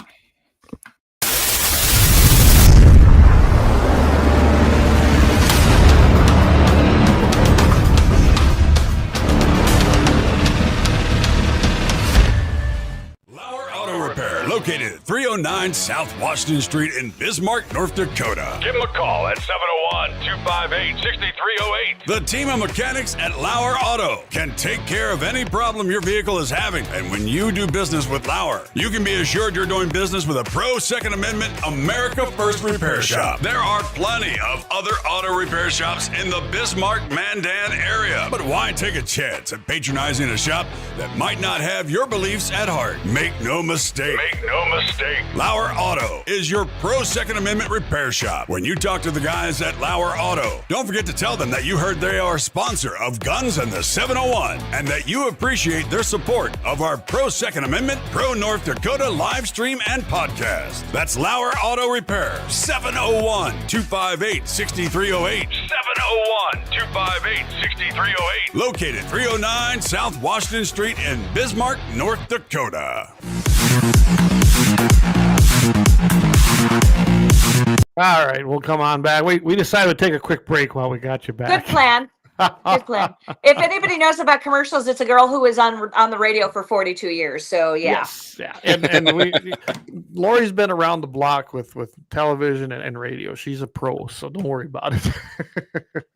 So I was going through the list, and did you think Susie Wiles was going to speak? You know, she never speaks, right? I did not, and she did, which I guess we probably should have expected it, but no, that was. I was really surprised by that one. It was nice. The lineup was amazing. It truly was. Yeah. You could tell that each one of them, some of them were out of their comfort zone, obviously, but that's how much they love Charlie. They had to do it. Marco Rubio knocked it out of the park. He was one of my favorites. I thought Robert F. Kennedy, I mean, I'd heard a couple of his stories before, but that was amazing. Pete Hegseth has always been very open with his Christian faith. So he did a great job too. I really enjoyed his too. Secretary of War. I love that. That's what we used to call it. I don't know if anyone realized it. That's what it used to be called. Yeah. And then Tulsi Gabbard, I thought she sounded, the last two speeches I've heard her give sound presidential to me. Don't they? Tell me if I'm wrong. Am I wrong? I actually thought Trump might have taken her as the VP before he got Vance, but I think though he was probably on the short list. I'm sure, yeah. We have a hell of a lineup. We have a bench for the first time in years. Think about that. I mean, look at all these people. They're phenomenal. And then Donald Trump Jr.'s impression of his dad was hysterical. Oh, my God. Wasn't that funny? Jeff and I have seen that before. He has done that before when he's at Turning Point events. He is also a very common Amfest guest. He's been there all 3 years, I think, and then he's just been terrific. So yeah, he's really good. And then Tucker Carlson, and what people need to know about Tucker Carlson is that he has a very nervous laugh when he goes that's his nervous laugh, and kind of a dry sense of humor. Yes, but yeah, and when he described Jesus of Nazareth, and then he talked about the parallels with Charlie Kirk. And I think some people were a little put off by that, but I totally got it. He wasn't wrong, was it? He wasn't wrong. He wasn't wrong. And then Stephen Miller had the hammer speach. He is the one who, big fan. He kind of brought the heat and just said, didn't he? "You are nothing." I'm like, okay, yeah, that was. You know what? It was exactly needed. I saw an article in the Washington Stand, which is the publication put out by FRC, Family Research Council, which is Tony, so lost his name. It's a religious group, the Family Research Council. Tony Perkins. Good. There we go. Anyway, he had an article and he said there were two different factions that were actually shown at this memorial. And I would agree with that. One of them was the Christian, and the other one was one was the gospel and one was kind of the law, kind of the, the hammer. And Stephen Miller was definitely in that latter group, I think. Absolutely. Yeah. He's, like you said, the hammer. He did a good job. Oh yeah. Now, have you guys ever heard of Sergio Gore before? Did you ever? I had, yep. Actually, when I seen him on the lineup, I was like, that's pretty cool. I didn't, he's honestly, cool I didn't expect to see him on there. They were close friends. Charlie and he were close friends. And then I didn't realize that till then because they talked about it. Yeah. Right. And then, of course, the Vice President of the United States, who we love and we would like to see as our president in 2028. That's my hope. I think he's got a hell of a chance. Looking really good He's right amazing. now. He's amazing. Sure. And then I forgive him from Erica Kirk. Oh my goodness. I was just going to talk about that. Yeah. And I've gotten asked this because I've said the same. So I know when I was on with Leon, and I think that was Vance the other night. I don't remember. I know me and Leon, when we were in a different camp, kind of, but it's not my job. What do you want to say? I'm not going to judge him, the shooter, that is. I think we have to have man's punishment. We talked about this at church here on Sunday.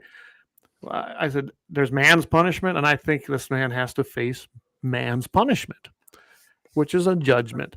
But I go, it was actually you and Todd talking about it, not you and Lee. Well, I did it. No, I did at church too. We did it. Yeah, we did it. Yeah, that's right. We did it on air, and I still believe that. Who's Todd? Todd Mitchell and Clay's on Friday. Yeah, there you go. Good plug, right? Mitchell in the morning. I do Mitchell in the morning on Thursday morning, so I'll be on tomorrow morning. Well, I listen every Thursday. But I'm telling you right now, I'm not. I don't know if I could forgive this man. I know we're supposed to do that, but I'm not. It's not my job to judge him. After man is done judging him, and if it's a death penalty, he's going to get his judgment. And there is always the chance, because we can be forgiven, that he repents, and he can be forgiven, because all sin is equal in God's eyes. Correct. Plain and simple. And I know that's hard for some people to accept, but that is what the word says.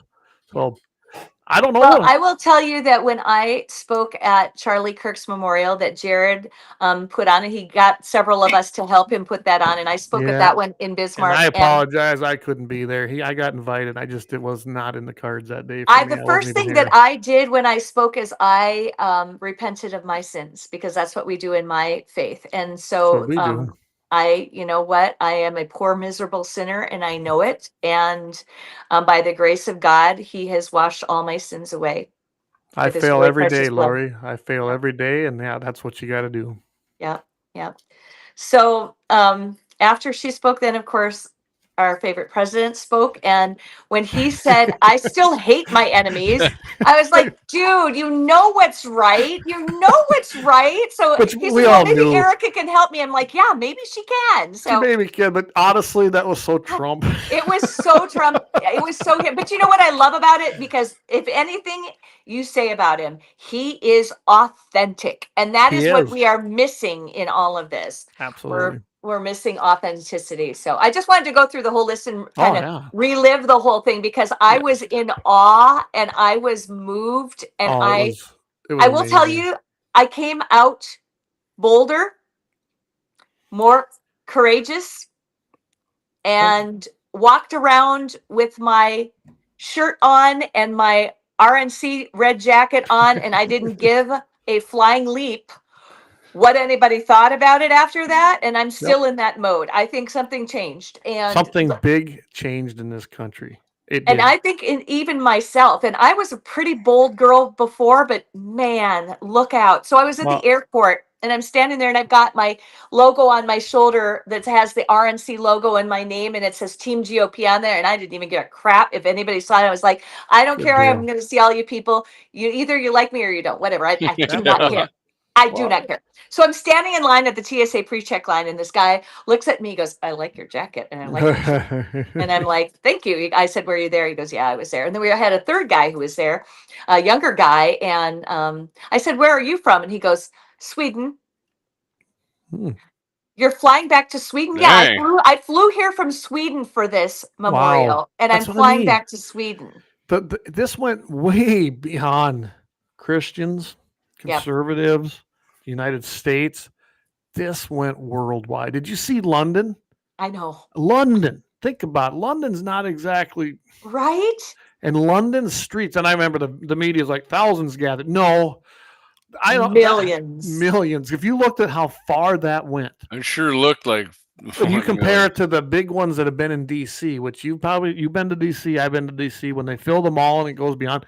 That was millions, people. Yeah. Just if you've never seen that, I don't know how to describe it, but that comparison to DC and the mall and all of that, it's millions. It is millions. Yeah.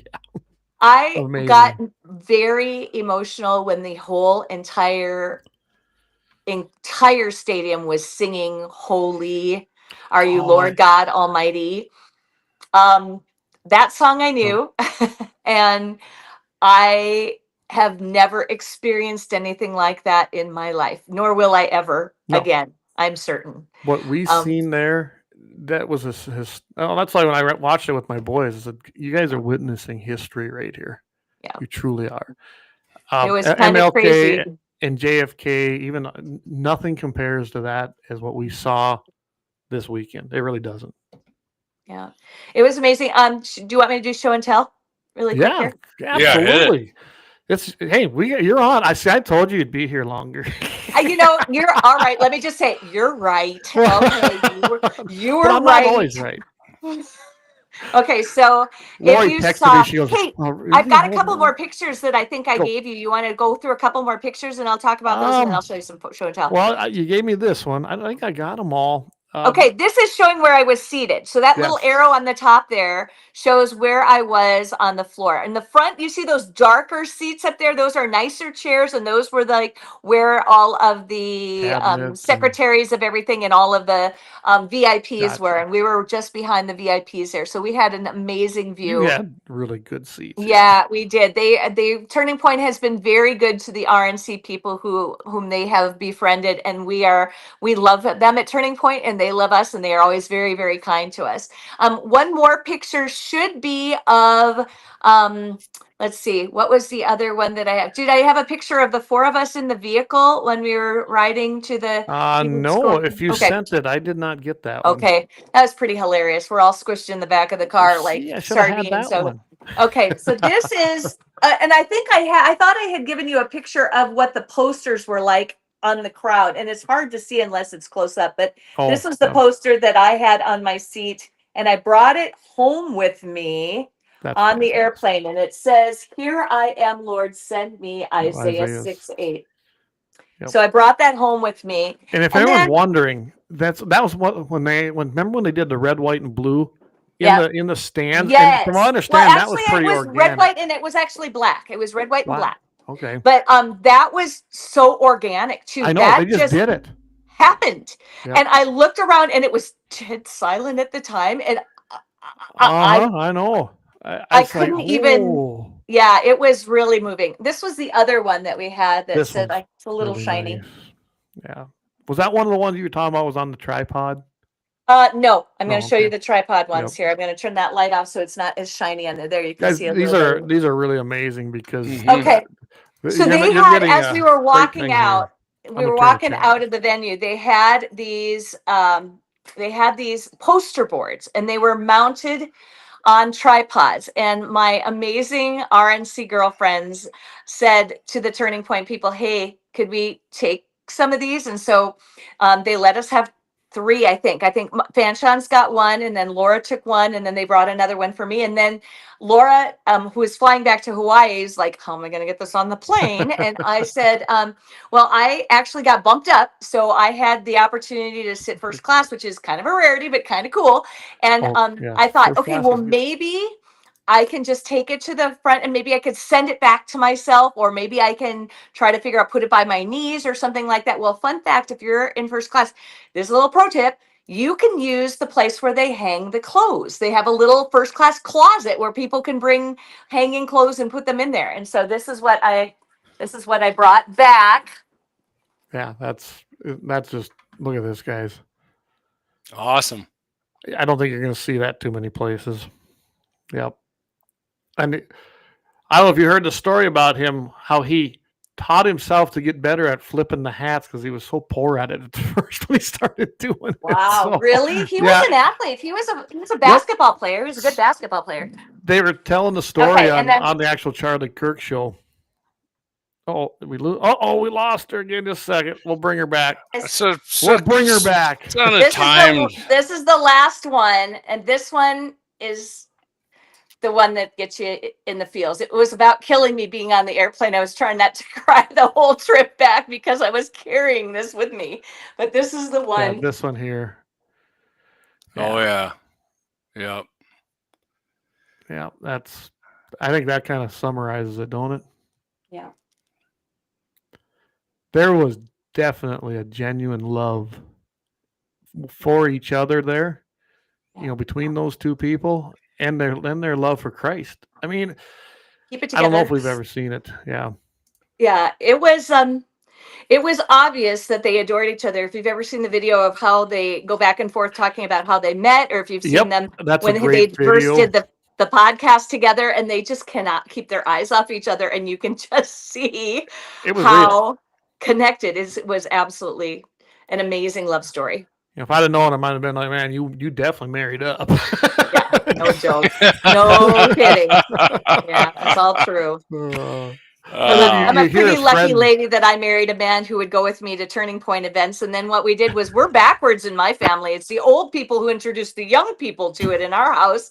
But our kids have all three of our boys, who are all in their mid to late 20s, they all three have been with us to Turning Point events at one time or another, so that they could experience the amazing stuff that we experienced there. Student action summits are another thing that they do, and they also do Turning Point Faith. I would highly recommend, if anybody's ever interested in supporting something at Turning Point, go for the Mount Vernon project. But think about how tangible your gifts go to actually changing the leadership. It's huge. So Matt Simon, he says Isaiah 6:8 is right up there with Nehemiah 6:9. Their hands shall be weakened from the work, that it be not be done. Now, therefore, oh God, strengthen my hands, as one of my favorite verses of courage. Absolutely, Matthew. And I've actually heard that one repeated many times since this. There's been so many. I think I have a Bible verse on the back of my shirt too that I got. I don't know. Can you see this? It says, yes, God works for the good of those who love him. I cannot see the rest of it. And who have been called according to his purpose. I think it's Romans. Romans, yeah. Yeah. That was on the shirt that I. Oh, it's got to be on a timer, don't it?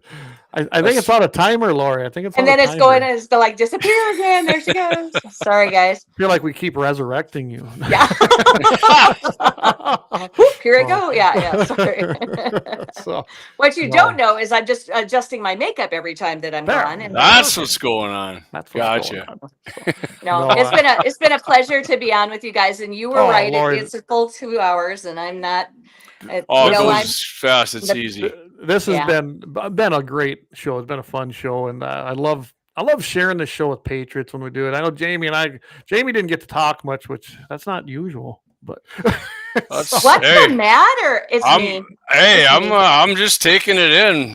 I'll be on with Todd Friday. I got plenty of talking to do. I'm telling you, it was an incredible experience to be in the room. It was an incredible experience to be in the car watching all the vehicles and the hundreds of thousands of people coming in. And there was no vitriol. It was peaceful. It was loving. You could tell the Holy Spirit was in the room. You could literally palpably feel the love and the joy of these people, knowing that the person that they admired so greatly is in the arms of his Savior now. I mean, it was a beautiful thing. And I won't ever forget it. I know I won't ever forget it. It was a trick to kind of get there in really short time, but I was happy to be there with some of my colleagues.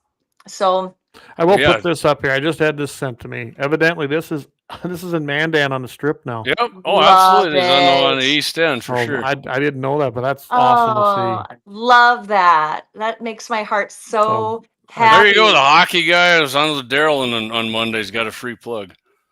He does, don't he? Yes, he does. Coffee. But is that Brad Feldman's? Yeah, Brad Feldman. There you go. I do know that there's one up outside of Valley City. A friend of mine who was here this weekend, he told me that he saw it, and I think it's, if I remember right, Lori, isn't that in our chat too on Telegram? Seemed like someone had that in there. So I will say too that the whole time that I was in Scottsdale and in Glendale and in Litchfield, and we went to a restaurant at what was called the Wigwam, and every single place that we went. Well, this is interesting too, because our RNC crew included the National Committee man from Nevada who was there, and he and his wife were there. And then the National Committee man from Massachusetts was with us there at the event, but not later for dinner. Right. And so we were with our crew of 6 people. So the 4 of us women, and then the Nevada and his wife, National Committee man. when we went to dinner, we always, when we're together, we hold hands and we pray. And so we prayed before our meal. And after we were done with our meal, a man walks up, he goes, wow, you guys, I mean, it's so wonderful to see people actually doing that in public. And we're like, well, we do that. I do it. I should do it all the time. Sometimes I just get in a hurry, but it's amazing to see the different reactions when you do it. My family and I pray Yep. publicly. We do. We always have with the kids, and we still do in restaurants and wherever we are. I think that hopefully we're going to see more of that now. I already have. I was traveling, last weekend, and I can tell you right now, I saw it. I was like, wow, I don't think I've ever seen that as many times as I've seen it just in the last week. So I'm glad to see it. I really am.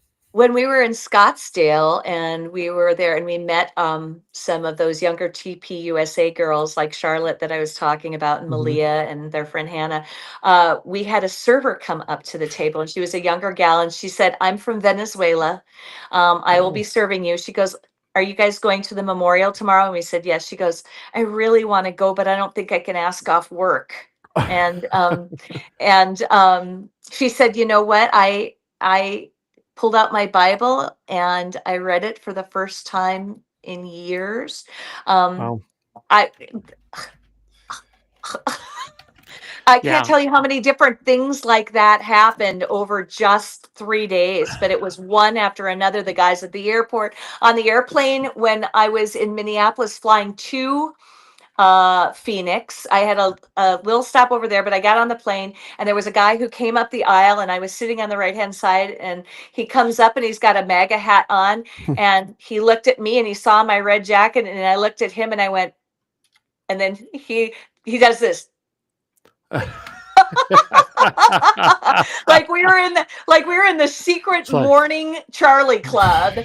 And we weren't going to make a big deal out of it, either one of us, but we knew. And then there was another young kid, and he had this shirt on, the one that you're actually wearing, and he was walking out and he looked distraught. And he was a younger fella, and he was walking down the aisle, and people literally stopped him and they said, I'm so sorry. I'm so sorry. I mean, it was really, it's amazing. It was. The whole thing was amazing. I'm not going to give the gentleman's name, but he actually lives in Mandan up there, and he's been struggling, I think. I did not know this till he called me. I mean, I know him, right? But I hadn't talked. He wanted to go get back to church, and he was trying to figure out where to go. So I gave him some options, and I think he went. And he's been communicating. And actually, next time I get to Bismarck, which I got to get up there next week, Jamie, so I'll be seeing you. But I'm going to try and meet with him and have coffee, because I think he needs that. And his wife was Catholic, but they want to leave. The way it sounds, she don't want to go there. She wants to leave the church. So, I mean, why? I was shocked that I got the message. He had seen our show, and he goes, I just thought you were the guy to reach out to, and I have your number. I mean, that's the things, and that's just me. How many people are experiencing that? Yeah. So, wow. It's an amazing thing. I think that we have seen a definite change. And I pray that it continues. And I pray that people continue to be bold with their faith and step out of their comfort zone and run for office. And I think that it's really ignited a fire. A little spark like this has actually ignited an amazing fire because of one incredible human being, and he really was. He was, and like I had one guy tell me, he goes, he says, we might have just seen a living, walking prophet, and we didn't know about it. And there's some truth to that now, I think. So he passed away on Wednesday the 10th, and on the 12th, I was teaching my Lutheran yoga class, because it is not regular Om yoga, it's Lutheran yoga. Okay. So just FYI, this is Namaste in the weirdness. And for me, it's prayer position. There you go. Anyway, so I teach this fitness class for Bismarck Parks and Recreation. I've been teaching for 36 years, and I had a woman come up to me afterwards, and I said at the end of class, I said, I'm very proud of myself for getting through this entire class, because Charlie Kirk, my friend, was killed 2 days ago. And afterwards, a woman comes up to me and she said, he was a martyr. He might even be a saint. And I thought, that was the first time I heard that. It was 2 days after he died, and one woman said that to me already. I didn't even know her. Yeah, I've actually heard it several times, and I've heard people say it. I mean, I knew who they were, but I heard it in conversation. Like, wow, I didn't think of it like that at first, but I guess you know what? I don't know. Jamie, can you talk to the fact that some people are saying that this is one of those situations where things might get really ugly? Do you think that there is going to be a backlash from this at all? Because I just haven't seen any of that. I mean, like what are you saying from I mean, I don't think the left's going to step back their hate and their violence. I don't think that's going to step back, honestly. But don't you think that they have finally literally overshot the target? I mean, have they gone too far? Yes, I agree with that. I thought that, and I mean the support behind Charlie, and like you said, the event you were at. I mean, that pretty much proves it right there that they did, right? And I mean, it backfired. I hate, politically, it definitely backfired on what the guy tried to accomplish, Robinson, there in Utah. I mean, it's unfortunate that a great human being like Charlie was sacrificed for this, but it definitely backfired on what he was trying to do. Yeah, and his legacy was such that he literally said, "I want to be remembered for my faith." Well, with hopes granted, he definitely and for sure he is with that. I mean, among lots of other things. I mean, he was just a great human being, and it's a crying shame that he's gone from the face of the earth. But he's in a better place now, and his legacy is definitely, like you said, it is growing for sure. I mean, I knew young people, and my daughters included, Lori and Clay. I didn't even know my daughter knew who Charlie Kirk was. And I came home and they're like, "Dad, they killed Charlie Kirk." And I said, "I didn't even know you knew Charlie Kirk." And wow. Oh, yeah, I do. I watch it all the time. And it's... Well, he like Trump embraced TikTok. I am not a big TikTok person. I'm not TikTok at all. Yeah, my oldest is definitely used that, TikTok. and he leveraged that and used it. So many young people did know that. Like I said, it's kind of backwards that I introduced my kids to it rather than them to me. But but weird for an old lady. But I tell you what, I am proud to have known him. I am proud to have supported him. My husband and I donate to Turning Point, and we continue to do that because we saw things happen with our donations and with our money.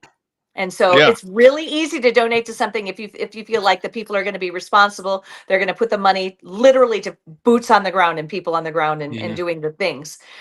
So we will continue to support them. Jeff and I have already got plans to go to AmFest. It is held, FYI, this is kind of a deterrent to some people, but it is the week before Christmas every year. Yes, all the time. Yep. And people are like, why would they do that? Well, think about it. That's when the kids are out of school. Which makes sense, don't it now? Makes perfect sense. And the kids at Turning Point events get front and center up the closest. That's where they should be. Well, that's who his target demographic was, but it has went so far beyond that now. Yeah, absolutely. So, well, anything you want to leave us with, Lori? Hey, you didn't answer Leon's question. What's next for you when you step down? What's next? I have no aspirations, y'all. I didn't aspire to be National Committeewoman until a couple of my close confidant friends, and I can name them if you want. You want to know who? By all means. Jared Hendricks, who you mentioned. Yeah, we know Jared. Yep. And Andrea Tolman are two of my very favorite humans. And I know Andrea from District 35. They both suggested to me that I should run for National Committeewoman, and so I'm glad that I took their suggestion. And so sometimes, just FYI for those people viewing this and listening, if someone says to you and suggests to you that maybe you should consider running for something, listen to them. That is a call, and that is a seed that has been planted, and God waters it and makes it grow. So I was on a plane and I was talking to a veteran on my way to actually from Minneapolis to Phoenix, and he was an amazing man from Washington State, which is very blue state, and he was talking about his service and how he had done that. And he knew every possible, like, nerd political guy, like knew everything. And I looked at him and I'm like, dude, you really should consider running for office. They could use you in Washington. And he just looked at me like I was an insane lady. And I said, no, really, you have exactly what it takes. You are articulate. You have already served your company. He goes, that's why I'm not going to run. I've already served. But seriously, he's exactly. Well, I think you've done your part, whether you do anything or not. I mean, you've more than done your part, and you've done a great job at doing it, in my opinion. Oh, absolutely. I like I said, I called you the very first time, and yep, you had my vote, and you've had it ever since. So you guys are so kind. I do love, sir. That's my knee, by the way. Sorry, it looks really weird, but I do look. I did that one other time. People were like, "Oh, what was that?" So I didn't even. I do love going around the state. My husband wasn't 100% on board with me running when I first ran in 2020 until he saw how hard I worked for it after the COVID thing happened. And then I made all the phone calls and called all 1,000 delegates on the phone. And then I went all over the state, got to 43 out of the 47 districts in the tiny little 3 months that I could do it. But you know what? That was such a great thing. And so I've continued, and I pledged at the time to continue to go around the state. And I do to the various districts. When you have a meeting and when I'm invited, I try to go. And because of that, I think truly you should know who your national committee person is representing you on the RNC. I believe that with all my heart. And so I've done my best to stir the pot, if you will. I went around with the story. This is what my husband sees me at RNC meetings, and he's doing in the back of the rooms. Like, there she is stirring the pot again. There she is stirring the pot. I didn't know what a national committee woman was till I talked to you. And I'm so proud of that, Clay. That makes me happy. It just, and then of course now I tell people, and that's after all this, I was like, we should have Lori. So you definitely got to do, Lori. I know what you can do for sure. That you got to keep doing when you step down is keep going on with Todd on Thursdays. Yeah, absolutely. That's a good idea. I like that. Do that. Yeah. I mean, you got so much political insight and good stuff to say. I'm just not saying that because you're on, but I enjoy listening when you're on with Todd show. Even when you guys get off politics, you got into the radio thing that day. Do you remember that? That was so weird, wasn't it? That was radio, old timer radio stories. That was kind of crazy. I mean, you can go down some trails with Todd when you're on with him. Clay and I are both aware of that, which is fine. Yeah. Well, that's kind of you guys. Thank you for that. Yes. I don't, like I say, I'm not an aspirational person. I don't have my sights set on stuff. I've been accused by some of the people in my own party, like, you're going to run for this. I'm like, no, I'm not. So until somebody suggests to me that I really respect, and somebody like God gives me some sort of a signal that, yeah, you should do something else, I do not have aspirations, mostly because I've seen people who do. And I don't want to be somebody who makes that an idol. My one true allegiance is to God Almighty, and that's it. It is not to politics or a position. I serve Him and Him alone. Yes, that's how. If more of them did that, we wouldn't be where we're at. And you're right. When they aspire, and that's their whole thing. I don't know about you, Lori, but it seems like then they sell out for different reasons. For money, for whatever it might be, the right connection, so they can win. Oh, I've seen enough people in the RNC and elsewhere who make that position an idol, and it's very easy to slip into that. And I've done my best to fight that with every fiber of my being. And remember, eyes on the cross, and the other stuff doesn't matter. So eyes on the cross, and then the rest. Everything I've ever held, as far as an office or a board, I never went looking for it. Right. And some I did them, some I didn't. I took, I've always taken to one of them. I've been asked to do the church because I feel that's something I should do. But yeah, I don't go looking for them. Trust me, I'd rather be out hunting with Jamie more. Yeah, I mean, I don't blame you. Hey, this is a great show. Everybody, before we sign off here, Friday morning, Jamie's going to be filling in with Guns in the 701 Nation. Yep. And him and Todd, they're going to, I'm sure, have a great show. Absolutely. Absolutely. Going to be, got some good wild animal stories, some hog hunting, some second. Yeah. And Kash Patel kind of let us down a little bit this week with some of his comments. We're going to hit on that Friday. And probably get Happy Ending Chronicle in there with Todd. And I'm telling you right now, everybody, go check out what Megan Kelly said during the Turning Point thing about guns and assault weapons. I don't think you're going to be happy. I was actually kind of shocked. She gave us a little boot between the rear ends. So go watch that one. Come on, Megan. Yeah. So anyway, if you want to go watch that, she just doesn't understand the Second Amendment like we do. I'm pretty sure. Well, some people don't. It's I was actually just thinking lately when I've been listening to her podcast that she's actually getting more right wing after she left Fox, but maybe not. I don't think she's off the reservation, but just go watch it. I'll let everybody judge for themselves. Go make sure you watch that. It'll be everywhere. I'm pretty sure. I'll check it out. And of course, Leon will be on with Blackbeard Logic. That's 5 o'clock. Episode 3. What's that? Episode 3. Episode 3. Yeah, at 5 o'clock Friday, 6 Central. So in the evening, and go check that out.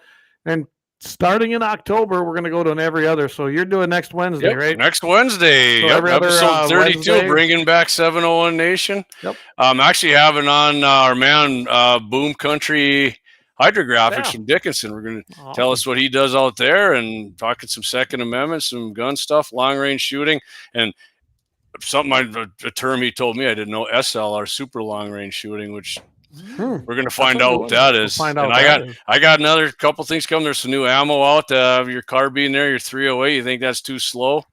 You might want to be rethinking that. So 8 and then p.m. Central, starting the first Sunday in October, Vance Bishop, he's going to be starting. We'll have a time for you. He's got to get a time hammered in there. It's a kind of a sportsman show, but based on Christianity. So we're going to have that starting on Sunday morning. So we got big things happening here. And like Todd said, we're now the Guns and 701 Network. Yeah, we're talking about Todd. We're he said you guys are going to have the 701, the Guns and 701 Network. We're trying. Speaking of things that was never on my radar, Lori, this was not ever on my radar. Doing a podcast was not on your bingo card? Really? Nope. No, me either. No. All because I filled in and I had him come on and Jamie and filled in for Mayor Bach in there. Well, that's how it begins, and then you get a giant sucking sound, and then you get sucked into the vortex, and there you are. Yeah, so we've been able to avoid this time wasn't Mexico with that sucking sound, no. Guys, I appreciate it, Lori. Thank you so much for coming on. My pleasure, guys. Thanks, Lori. So we'd love to have you on again. On. So hopefully you'll join us again. Maybe we can talk hunting and shooting then. Yeah. Okay. All right, everybody. Thanks for joining in. We had a great show. I've been watching the ticker, and I got to watch the numbers. That's me. I'm a numbers guy. So yeah. I was watching them. Things were doing great. Yeah, YouTube was doing pretty good too tonight. Actually, I checked it out a few times. And so far we haven't been slapped. I don't think I've disappeared for half an hour here either. No, so what's going on here, man? Where's this timer? It happens. All right, everybody. Again, thank you. Tune in on Friday. Thank you, Lori. And Matthew Simon, our prestigious chair at NDGOP, was listening in. We had Josie on there. So we had everybody. We had the who's who. So we appreciate everybody tuning in. All right, everybody. Have a great rest of the week. And may God bless each and every one of you. Keep your powder.